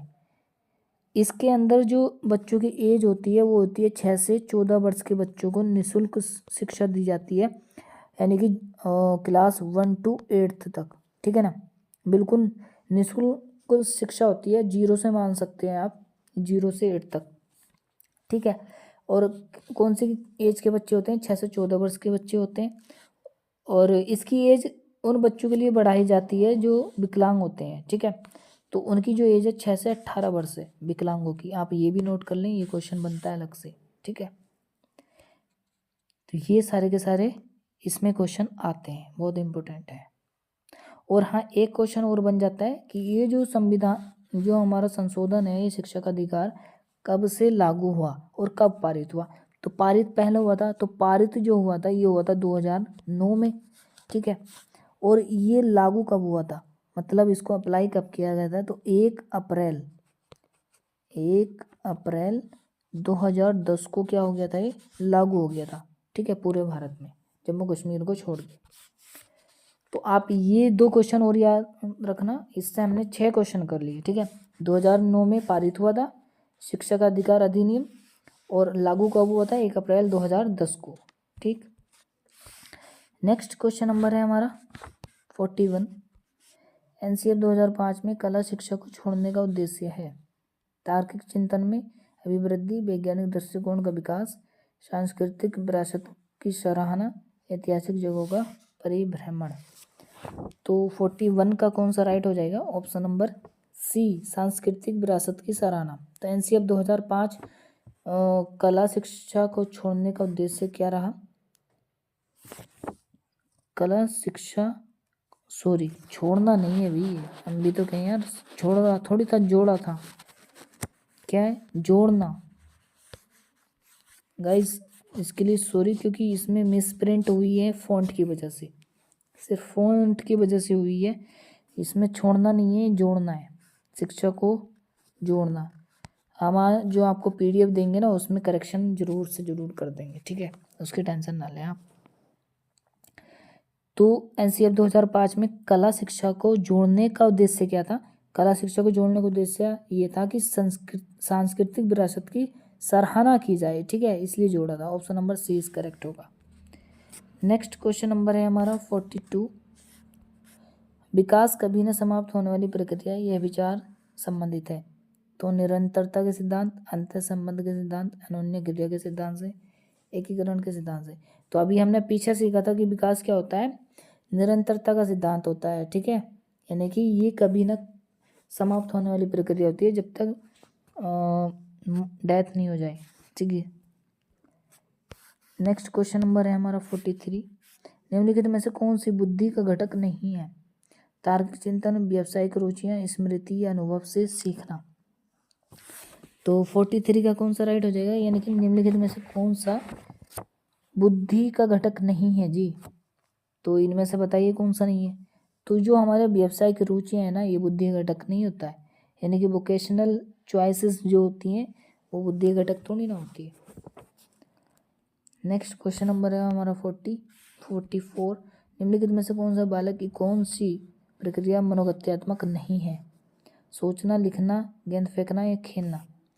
तो कौन सी नहीं है ये हमें फाइंड करना है। सोचना, जो थिंकिंग होती है ना, वो मनोगत्यात्मक नहीं है, ठीक है, थिंकिंग। क्योंकि जो लिखना होता है और गेंद फेंकना और खेलना, ये तीनों किससे कर सकता है बच्चा? हाथों से कर सकता है, ठीक है ना, हाथों से करता है ना, गेंद को फेंक सकता है, लिख भी सकता है, खेलना भी हाथों का यूज करता है खेलने में भी। तो इसलिए क्या होती है, मनोगत्यात्मक उसे कहते हैं जिसमें शरीर का यूज करे, अपने हाथ पैरों का यूज करे, वो मनोगत्यात्मक में आती है, ठीक है। तो ये साइकोमोटर होती है, साइकोमोटर एक्टिविटी, ठीक है। तो साइकोमोटर एक्टिविटी कौन सी नहीं होती है? सोचना तो क्रिएटिविटी होती है, ठीक है। और इसके अंदर जैसे कि आ सकती है कि आपकी जो फिंगर होती हैं, ठीक है, कलाई होती है, मुंह होता है, जीभ होता है, तो ये किस में आती हैं? सारी मनोगत्यात्मक में आती है, यानी कि साइकोमोटर एक्टिविटी होती हैं सारी की सारी। आप नोट कर लें इनको भी, ठीक है, कि हाथ, कलाई और फिंगर, ठीक है, और क्या होता है, मुंह होता है, और जीभ होती है, टंग होती है, और बाकी ये जो लिखना, गेंद फेंकना, खेलना, ये सारे के सारे किससे होता है? इन्हीं से ही होता है। तो ये मनोगत्यात्मक के अंदर आती है। Next question number 45। व्यक्तित्व को मापने के लिए 16 PF प्रश्नावली किसने दी? ऑलपोर्ट, शेल्डन, आरवी केटल या स्प्रिंजर ने। तो 45 का कौन सा राइट हो जाएगा? 16 PF प्रश्नावली किसने दी थी? आरवी केटल ने दी थी, ठीक है ना। और इसमें क्या किया जाता है कि इसमें जो सामान्य व्यक्ति होते हैं ना, तो उनका मापन किया जाता है। 16 PF विधि क्या है? एक मापन विधि है, ठीक है। और इसका जो टाइमिंग होती है, आप ये नोट कर लें, टाइमिंग, इसकी जो टाइमिंग होती है ना, वो 35 से कितनी होती है? 35 से 50 मिनट की होती है, ठीक है। कितनी होती है? 35 से 50 मिनट की टाइमिंग होती है। इस टाइमिंग में क्या होता है? कंप्लीट हो जाता है, ठीक है। नेक्स्ट बढ़ते हैं क्वेश्चन नंबर 46। शिक्षक के अधिकार अधिनियम 2009 में शिक्षक के लिए प्रति सप्ताह न्यूनतम कार्य घंटे की संख्या क्या है? 40 है, 56, 45 या 46? तो कितना है? 45 है, ठीक है, option number C is correct. तो वो ये जो क्वेश्चन है हमारा क्या है? शिक्षक के लिए है, ठीक है। शिक्षक के लिए प्रति सप्ताह कितने न्यूनतम घंटे हैं? 45 घंटे देनी है एक सप्ताह में उसको, ठीक है। ये क्या है? शिक्षा का एक्ट है 2009। तो 46 का कौन सा राइट हो जाएगा? ऑप्शन नंबर सी, ठीक। और इसके बारे में थोड़ा सा और जानने की कोशिश करते हैं। जो हमारा RTI मानक है, ठीक है ना, RTI जो मानक है, तो इसके अनुसार जो पहली से यानी कि फर्स्ट से फिफ्थ क्लास के लिए यानी कि एक साल के अंदर यानी कि 365 दिन में कितने 800 घंटे जो हमारी पढ़ाई होनी चाहिए। ठीक है, कितने होनी चाहिए 800 घंटे पूरे। ठीक है, किसके लिए? प्राइमरी क्लास के बच्चों के लिए। प्राइमरी में कितनी होनी चाहिए 800 घंटे। ठीक है, एक साल में, एक वर्ष में। ठीक, और एक सप्ताह में कितने 45 घंटे, और एक साल में कितने 800 घंटे किसके लिए? प्राइमरी के लिए। ठीक है, नेक्स्ट क्वेश्चन करते हैं। और हाँ, एक क्वेश्चन और बनता है कि प्राइमरी लेवल का जो टीचर और स्टूडेंट का रेशियो होता है वो कितना होता है? तो 130 होता है। ठीक है, कितना होता है? 130 रेशियो होता है। नेक्स्ट बढ़ते हैं क्वेश्चन की ओर। 47, एक विद्यालय के प्रधानाचार्य द्वारा विद्यार्थियों की विभिन्न संवेगात्मक समस्याओं के कारणों को पहचानने व उन्हें दूर करने हेतु कौन सा अनुसंधान किया जाता है? क्रियात्मक अनुसंधान, गुणात्मक अनुसंधान, ऐतिहासिक अनुसंधान या वर्णनात्मक अनुसंधान। तो कौन सा अनुसंधान किया जाता है जी? तो ये तो क्रियात्मक अनुसंधान किया जाएगा, यानी एक्शन रिसर्च की जाएगी। ठीक है ना, यानी कि एक विद्यालय के प्रधानाचार्य द्वारा विद्यार्थियों की विभिन्न संवेगात्मक समस्याओं के कारणों को पहचानने व उन्हें दूर करने के लिए कौन सा अनुसंधान किया जाता है? क्रियात्मक अनुसंधान किया जाता है। नेक्स्ट क्वेश्चन नंबर है 48, निम्नलिखित में से कौन सा सिद्धांत परिणाम द्वारा सीखने से संबंधित है? क्रिया प्रसूत अनुबंधन, अंतर्दृष्टि अधिनियम और शास्त्रीय अधिनियम, संज्ञानात्मक सीखना। तो 48 का कौन सा राइट हो जाएगा? यानी कि निम्नलिखित में से कौन सा सिद्धांत परिणामों द्वारा सीखने से संबंधित है? तो है क्रिया प्रसूत अनुबंधन का सिद्धांत। और ये सिद्धांत किनका है? स्किनर का है, जैसे कि हमने बताया। ठीक है, आपको बार बार इतने क्वेश्चन मिलेंगे कि ऑटोमेटिक आपको याद हो जाएंगे सारे रूल्स। अंतर्दृष्टि का सिद्धांत कोहलर का है। ठीक है, ये हम पीछे पढ़ चुके हैं इनके बारे में। शास्त्रीय अनुबंधन का सिद्धांत पावलोव का है, ये हम पढ़ चुके हैं पीछे भी। ठीक है ना, और संज्ञानात्मक का सिद्धांत, यानी कि संज्ञानात्मक का सिद्धांत किनका है? जीन पियाजे का है। ये नया क्वेश्चन है, आप इसे नोट कर लें। Gene पियाजे, gene पियाजे। संज्ञानात्मक सिद्धांत किनका है? जीन पियाजे का है। अब जीन पियाजे के बारे में थोड़ा सा पढ़ लेते हैं। ठीक है, आपको अलग से पढ़ने की जरूरत नहीं पड़ेगी। देखो, इन्होंने क्या दिया था, इन्होंने विकास के 4 सिद्धांत दिए थे। ठीक है ना, एक था हमारा क्या था? संवेदी गामक अवस्था।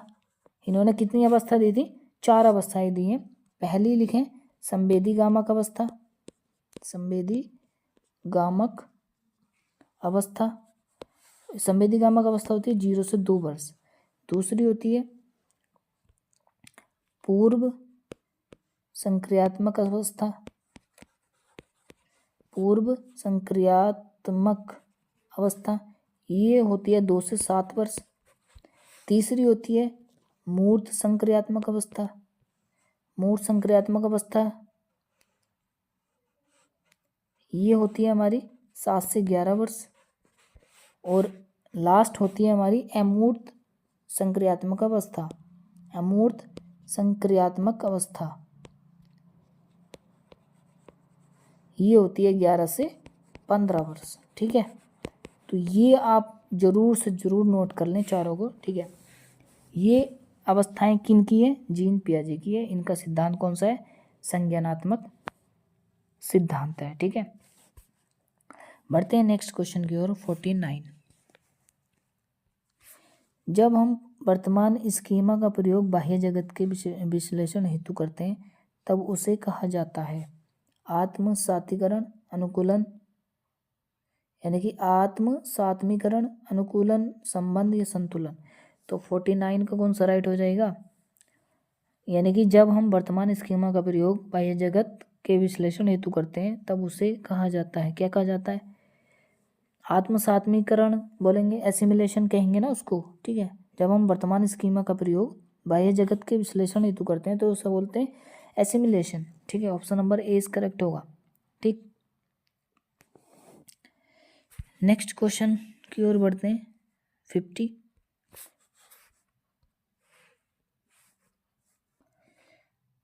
देखें, निम्नलिखित में से कौन सी प्रक्षेपीय परीक्षण की विशेषता नहीं है? ठीक है, ऐसे अस्पष्ट उद्दीपक, अनुक्रिया की स्वतंत्रता, व्यक्तिपरक प्रत्यक्षण या वस्तुनिष्ठ व्याख्या। तो कौन सा हो जाएगा? Option number D is correct होगा इसका, वस्तुनिष्ठ व्याख्या, ये ऑब्जेक्टिव इंटरप्रिटेशन बोलते हैं इसको। ठीक है, ये प्रक्षेपीय परीक्षण की विशेषता नहीं है। ठीक है, प्रक्षेपीय परीक्षण किस लिए यूज करते हैं? पर्सनैलिटी के लिए यूज करते हैं, यानी कि व्यक्तित्व के लिए। ठीक है ना, ये क्वेश्चन आप नोट कर लें कि प्रक्षेपीय परीक्षण का प्रयोग किस लिए होता है? तो व्यक्तित्व मापने के लिए किसका यूज करते हैं? प्रक्षेपीय विधि का। नेक्स्ट क्वेश्चन नंबर है 51, निम्नलिखित में से कौन सी विशेषता प्रतिभावान शिक्षार्थी की है? यानी कि प्रतिभावान मीन्स होता है प्रतिभाशाली बालक की विशेषता है। कौन सी है? यह कक्षा की गतिविधियां अधिक चुनौतीपूर्ण नहीं होती हैं। यदि कक्षा की गतिविधियां अधिक चुनौतीपूर्ण नहीं होती हैं तो वह कम प्रेरित अनुभव करता है और ऊब जाता है। भाई, जो प्रतिभाशाली बच्चे होते हैं ना, उनको आसान काम नहीं चाहिए, उन्हें चाहिए हार्ड काम, बढ़िया काम, क्रिएटिव वाले काम चाहिए जिनमें माइंड ज़्यादा लगे। ठीक है, एज ए एवरेज स्टूडेंट्स के अकॉर्डिंग, तो एवरेज बच्चे से ज़्यादा हाई वाली पढ़ाई इनको चाहिए। अगर इनको नॉर्मल पढ़ाई देते रहे तो ये ऊब जाते हैं। ठीक है, और इनको काम भी अच्छे लेवल के देने पड़ते हैं, तो वह आक्रामक और कुंठित होते हैं। ये तो है नहीं भाई। वह रस्सी, अब ये क्या आ गया, 51 पढ़ रहे हैं ना हम, हाँ सॉरी, अरे हमसे नहीं। वह रस्मी व्यवहार करता है जो हाथ थपथपाना या हिलना आदि। वह बहुत ही तुक मिजाजी होता है। तो ये भी नहीं है, ये भी नहीं है, तो कौन सा हो जाएगा? Option number A is correct होगा। ये प्रतिभाशाली बच्चे क्या करते हैं भाई? किसी भी काम को चुनौती से नहीं डरते, उस एक्सेप्ट करने से नहीं डरते, वो तो चुनौतियों का सामना करके आगे बढ़ते हैं। ठीक है, तो वह क्या करेंगे? अगर उनको कम, यानी कि कम प्रेरित अनुभव करता है जब उसको चुनौतीपूर्ण काम नहीं दिया जाता है। ठीक है, यानी कि उसको हार्ड काम नहीं दिए जाते, तो वो ऊब जाते हैं। तो option number A is correct होगा। ठीक है, नेक्स्ट क्वेश्चन नंबर 52, विशेष आवश्यकता वाले बच्चों को शामिल करना एक अवास्तविक लक्ष्य है। विद्यालयों पर भार बढ़ा देंगे। शिक्षण के प्रति दृष्टिकोण विषय वस्तु और धारणा परिवर्तन की अपेक्षा रखता है। जिनमें अक्षमता न हो उन बच्चों के लिए हानिकारक है।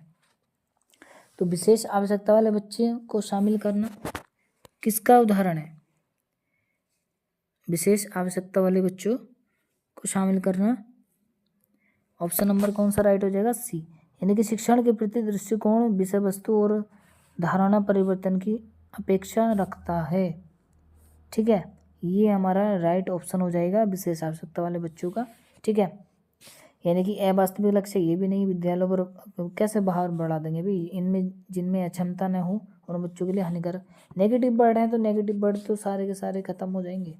तो option number C is correct. Next question number है 53, समस्या समाधान नहीं है। ठीक है, कि समस्या समाधान नहीं है। लक्ष्योन्मुखी एक कौशल जो सीखा जा सकता है और जिसका अभ्यास किया जा सकता है। समझ और क्रमिक चरणों के प्रयोग पर आधारित है। संगीत संबंधी योग्यता के बारे में, तो समस्या समाधान किस में नहीं है? संगीत संबंधी योग्यता के बारे में। समस्या समाधान में क्या यूज होता है? क्रिएटिव माइंड यूज होता है, क्रिएटिविटी। समस्या समाधान में को हल करने के लिए क्रिएटिविटी की जरूरत पड़ती है। ठीक है, तो संगीत संबंधी योग्यता के बारे में ये तो होगा नहीं, तो option number D is correct. ठीक है, नेक्स्ट क्वेश्चन नंबर 54, प्रासंगिक अंतर्बोध परीक्षण व्यक्तित्व को मापने की कौन सी विधि है? आत्मनिष्ठ विधि, वस्तुनिष्ठ प्रक्षेपीय विधि या प्रयोगात्मक? देखो कितनी बार आया है क्वेश्चन, बहुत ही इंपॉर्टेंट क्वेश्चन है। 54 का सी ऑप्शन है। और ये विधि किसने दी थी? ये दी थी मॉर्गन एवं मुर्रे ने। ठीक है ना, मुर्रे एवं मॉर्गन। ठीक है, या मॉर्गन एवं मुर्रे की बात है। ठीक, ये चीज़ आपको पता होनी चाहिए, बहुत इंपॉर्टेंट क्वेश्चन है। पर्सनैलिटी के लिए इसका यूज होता है, ठीक है। तो नेक्स्ट क्वेश्चन बढ़ते हैं 55। निम्नलिखित में से कौन सा सृजनात्मकता की ओर ले जाता है, ठीक है, यानी कि क्रिएटिविटी की ओर लेकर जाता है? सांवेगिक चिंतन, अभिसारी चिंतन, अपसारी या अहमवादी चिंतन? तो सृजनात्मकता की ओर कौन ले जाता है? जो डाइवर्जेंट थिंकिंग होती है, यानी कि अपसारी चिंतन होता है, वही लेके जाता है। तो 55 का राइट हो जाएगा ऑप्शन नंबर सी, ठीक है। अपसारी चिंतन जो होता है ना, अपसारी चिंतन, इसमें जो क्वेश्चन होता है तो उसका जो हल करने के तरीके होते हैं वो एक से ज़्यादा होते हैं, तो उसे बोलते हैं अपसारी चिंतन। जिसका सिर्फ एक ही तरीका होता है तो उसे बोलते हैं अभिसारी चिंतन। इसमें सिर्फ एक तरीका होता है क्वेश्चन को हल करने का। मतलब जैसे कि मैंने पूछा कि दिल्ली की लाल मस्जिद किसने बनवाई, ठीक है, तो इसका सिर्फ एक ही तरीका है और कोई नहीं कि घुमा फिरा के इसका जवाब नहीं दे सकते हो। जैसे कि मैंने कहा कि भाई दिल्ली को कैसे कैसे बनाया होगा, ठीक है, तो ये क्या है, आप सोचने पे मजबूर कर रहा है आपको कि कैसे कैसे दिल्ली की मस्जिद को बनाया होगा, ठीक है, क्या क्या चीज़ उसमें यूज करी होंगी और किस तरीके से डिज़ाइन किया होगा, क्या किस डायरेक्शन में रखा होगा। तो ये चीज़ें क्या होती है, क्रिएटिव माइंड की ओर बढ़ाती हैं। तो अपसारी चिंतन हो जाएगा इसका राइट। सृजनात्मकता की ओर कौन लेकर जाता है? अपसारी चिंतन। नेक्स्ट क्वेश्चन नंबर है हमारा 56। यदि बालक की वास्तविक आयु 10 वर्ष हो, मानसिक आयु 14 वर्ष हो, तो उसकी बुद्धि लब्धि हमें फाइंड करना है। इंपॉर्टेंट क्वेश्चन है। अब देखें ध्यान से, तो IQ हमें फाइंड करना है। IQ का फॉर्मूला होता है मानसिक आयु मतलब mental age upon chronicle age into 100। ये शॉर्ट में लिख दिया मैंने, ठीक है। यानी कि MA होता है मानसिक आयु और CA होता है वास्तविक आयु। क्रॉनिकल एज को बोलते हैं वास्तविक आयु इंटू 100। तो हमें दे रखा है मानसिक आयु कितनी दे रखी है? 14। और वास्तविक आयु कितनी? देखो, यदि बालक की वास्तविक आयु 10 वर्ष है, 10 है इंटू 100, तो 10 से कितनी बार कट जाएगा? 10 बार। 14 इंटू 10 कितना आ जाएगा? 140। तो 140 कहाँ है लिखा हमारा? Option number B is correct. Next बढ़ते हैं क्वेश्चन 57। सीखने के का क्लासिकल कंडीशनिंग सिद्धांत किसने प्रतिपादित किया? स्किनर, पावलोव, थॉर्नडाइक या कॉलरबर्ग? तो सीखने की जो क्लासिकल कंडीशनिंग सिद्धांत है ना, थ्योरी किसने दी है? पावलोव की है। Option number B is correct होगा, ठीक है। जैसे कि हमने पावलोव के बारे में काफ़ी क्वेश्चन पढ़े हैं कि इन्होंने कुत्ते पे प्रयोग किया था और इनकी जो थ्योरी थी वो कौन सी थी? क्लासिकल कंडीशनिंग सिद्धांत इन्होंने दिया था, ठीक। बढ़ते हैं नेक्स्ट क्वेश्चन की ओर। और इनका एक उद्दीपक जो उद्दीपन है इनका वो कौन सा है? यानी कि उद्दीपन अनुक्रिया का सिद्धांत, ठीक है, ये इन्होंने दिया अपना। Next question number 58। बाल अपराध का कारण है। बाल अपराध का कारण क्या है?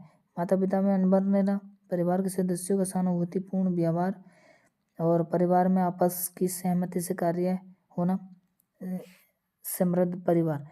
तो जो बाल अपराध का कारण है वो क्या होता है? बाल अपराध का कारण, बाल अपराध का कारण देखो, परिवार के सदस्यों का सहानुभूतिपूर्ण व्यवहार, ये तो ठीक बात है, ये तो होगा नहीं। परिवार में आपस की सहमति से कार्य होना, ये भी ठीक बात है। समृद्धि परिवार, ये भी ठीक है। तो इसमें नेगेटिव हमें फाइंड करना है। बाल अपराध किस लिए होता है? कि जब माता पिता में अनबन बनी रहे। Option number A is correct. Next question है 59, सेकंड लास्ट क्वेश्चन है इस वीडियो का। बालकों के मुफ्त एवं अनिवार्य शिक्षा अधिकार अधिनियम 2009 में निम्न में से किस पर ध्यान नहीं दिया गया? अध्यापकों को प्रशिक्षण सुविधा प्रदान करना, घुमक्कड़ बालकों के प्रवेश को सुनिश्चित करना, एकेडमिक कैलेंडर को निर्धारित करना, 14 वर्ष के पश्चात शिक्षा व्यवस्था करना। तो जो मुफ्त शिक्षा दी जाती है वो 14 वर्ष तक ही दी जाती है, तो ये नहीं दी जाती, ठीक है ना। Option number D is correct होगा 59 का, ठीक। यानी कि 14 वर्ष के बाद फिर मुफ्त शिक्षा नहीं दी जाती। यही क्या है? अधिकार अधिनियम 2009 में ध्यान नहीं दिया गया है, ठीक। नेक्स्ट क्वेश्चन नंबर, और इस क्लास का गाइस इसमें मिनी मैराथन का लास्ट क्वेश्चन है। निम्नलिखित में से कौन सा चरण शोध को क्रियात्मक अनुसंधान बनाता है? उपकल्पनाओं का निर्माण, प्रोग्राम का क्रियान्वयन एवं मूल्यांकन, सामान्यीकरण, साहित्य का पुनरीक्षण। तो जो 60 का राइट हो जाएगा। यानी कि चरण शोध को क्रियात्मक अनुसंधान बनाता है, कौन बनाता है? भी यानी कि प्रोग्राम का क्रियान्वयन एवं मूल्यांकन, ये बनाता है। ऑप्शन नंबर 20 करेक्ट होगा। ठीक है, तो गाइज ये हमारे 60 क्वेश्चन कंप्लीट होते हैं इसमें मिनी मैराथन में। ठीक है, ये जो क्लासेस है आपको यानी कि एक दिन बाद आपको मिला करेगी, यानी कि दूसरे दिन सेकंड डे आपको मिला करेगी मैराथन, और जो डेली आपको क्लास मिला करेगी वो बेसिक क्लासेस मिला करेंगी। ठीक है, ये मिनी मैराथन आपको हर दूसरे दिन मिला करेगी। ठीक, हर दूसरे दिन 2 बजे अपलोड हो जाए करेगी, 2 बजे और 4 बजे के बीच। कभी कभी नेट की प्रॉब्लम आ जाती है यहाँ पे, तो 2 और 4 के बीच ये कभी भी अपलोड हो जाए करेगी। ठीक है, तो इन वीडियो को आप देखना न भूलें, ज़रूर से ज़रूर नोट्स बनाएं, और ये जो PDF है इसको फ्री ऑफ कॉस्ट पाने के लिए हमारे टेलीग्राम चैनल से ज्वाइन हो जाएं। टेलीग्राम चैनल का लिंक इसी वीडियो के डिस्क्रिप्शन बॉक्स में आपको मिल जाएगा, वहाँ जाके फॉलो करके ज्वाइन हो सकते हैं। और ये जो PDF है, कोई सी भी PDF आप आसानी से फ्री ऑफ कॉस्ट पा सकते हैं। ठीक है, तो गाइस बताइए आपको ये मैराथन कैसी लगी और हमारे पढ़ाने का तरीका आपको कैसा लगा। जो भी आपके मन में जो भी डाउट है, आपको अगर कुछ अनयूजुअल चीज़ें समझ आई तो प्लीज़ उनको कमेंट कीजिए, हम फिर से समझाने की कोशिश करेंगे। ठीक है, और कमेंट करके बताइए कि आपको वीडियो कैसी लगी, और इस वीडियो को अपने फ्रेंड्स के साथ शेयर कीजिए। ठीक है, धीरे धीरे हम बहुत भी बेहतरीन कंटेंट को जोड़ना शुरू कर देंगे। ठीक है, हमें आप सपोर्ट कीजिए, सुपर थैंक्स हमें कीजिए। ठीक है, जिससे हमारा चैनल जल्द से जल्द फुल्ली मोनेटाइज हो जाए और हम और भी बेहतरीन कंटेंट आपको प्रोवाइड कराएं। फ्री ऑफ कॉस्ट बिल्कुल पढ़ाया जाएगा इस चैनल पे। ठीक है, एकदम फ्री पढ़ाई होगी, आपसे कोई भी 1 रुपया नहीं लिया जाएगा किसी भी कोर्स का। ठीक है, फ्री ऑफ कॉस्ट पढ़ाई जाएगी, सिर्फ आप मेहनत कीजिए, नोट्स बनाइए और पढ़ते रहिए। ठीक है, मिलते हैं नेक्स्ट वीडियो में, तब तक के लिए अपना ख्याल रखिए, मस्त होकर पढ़ते रहिए। Okay, bye.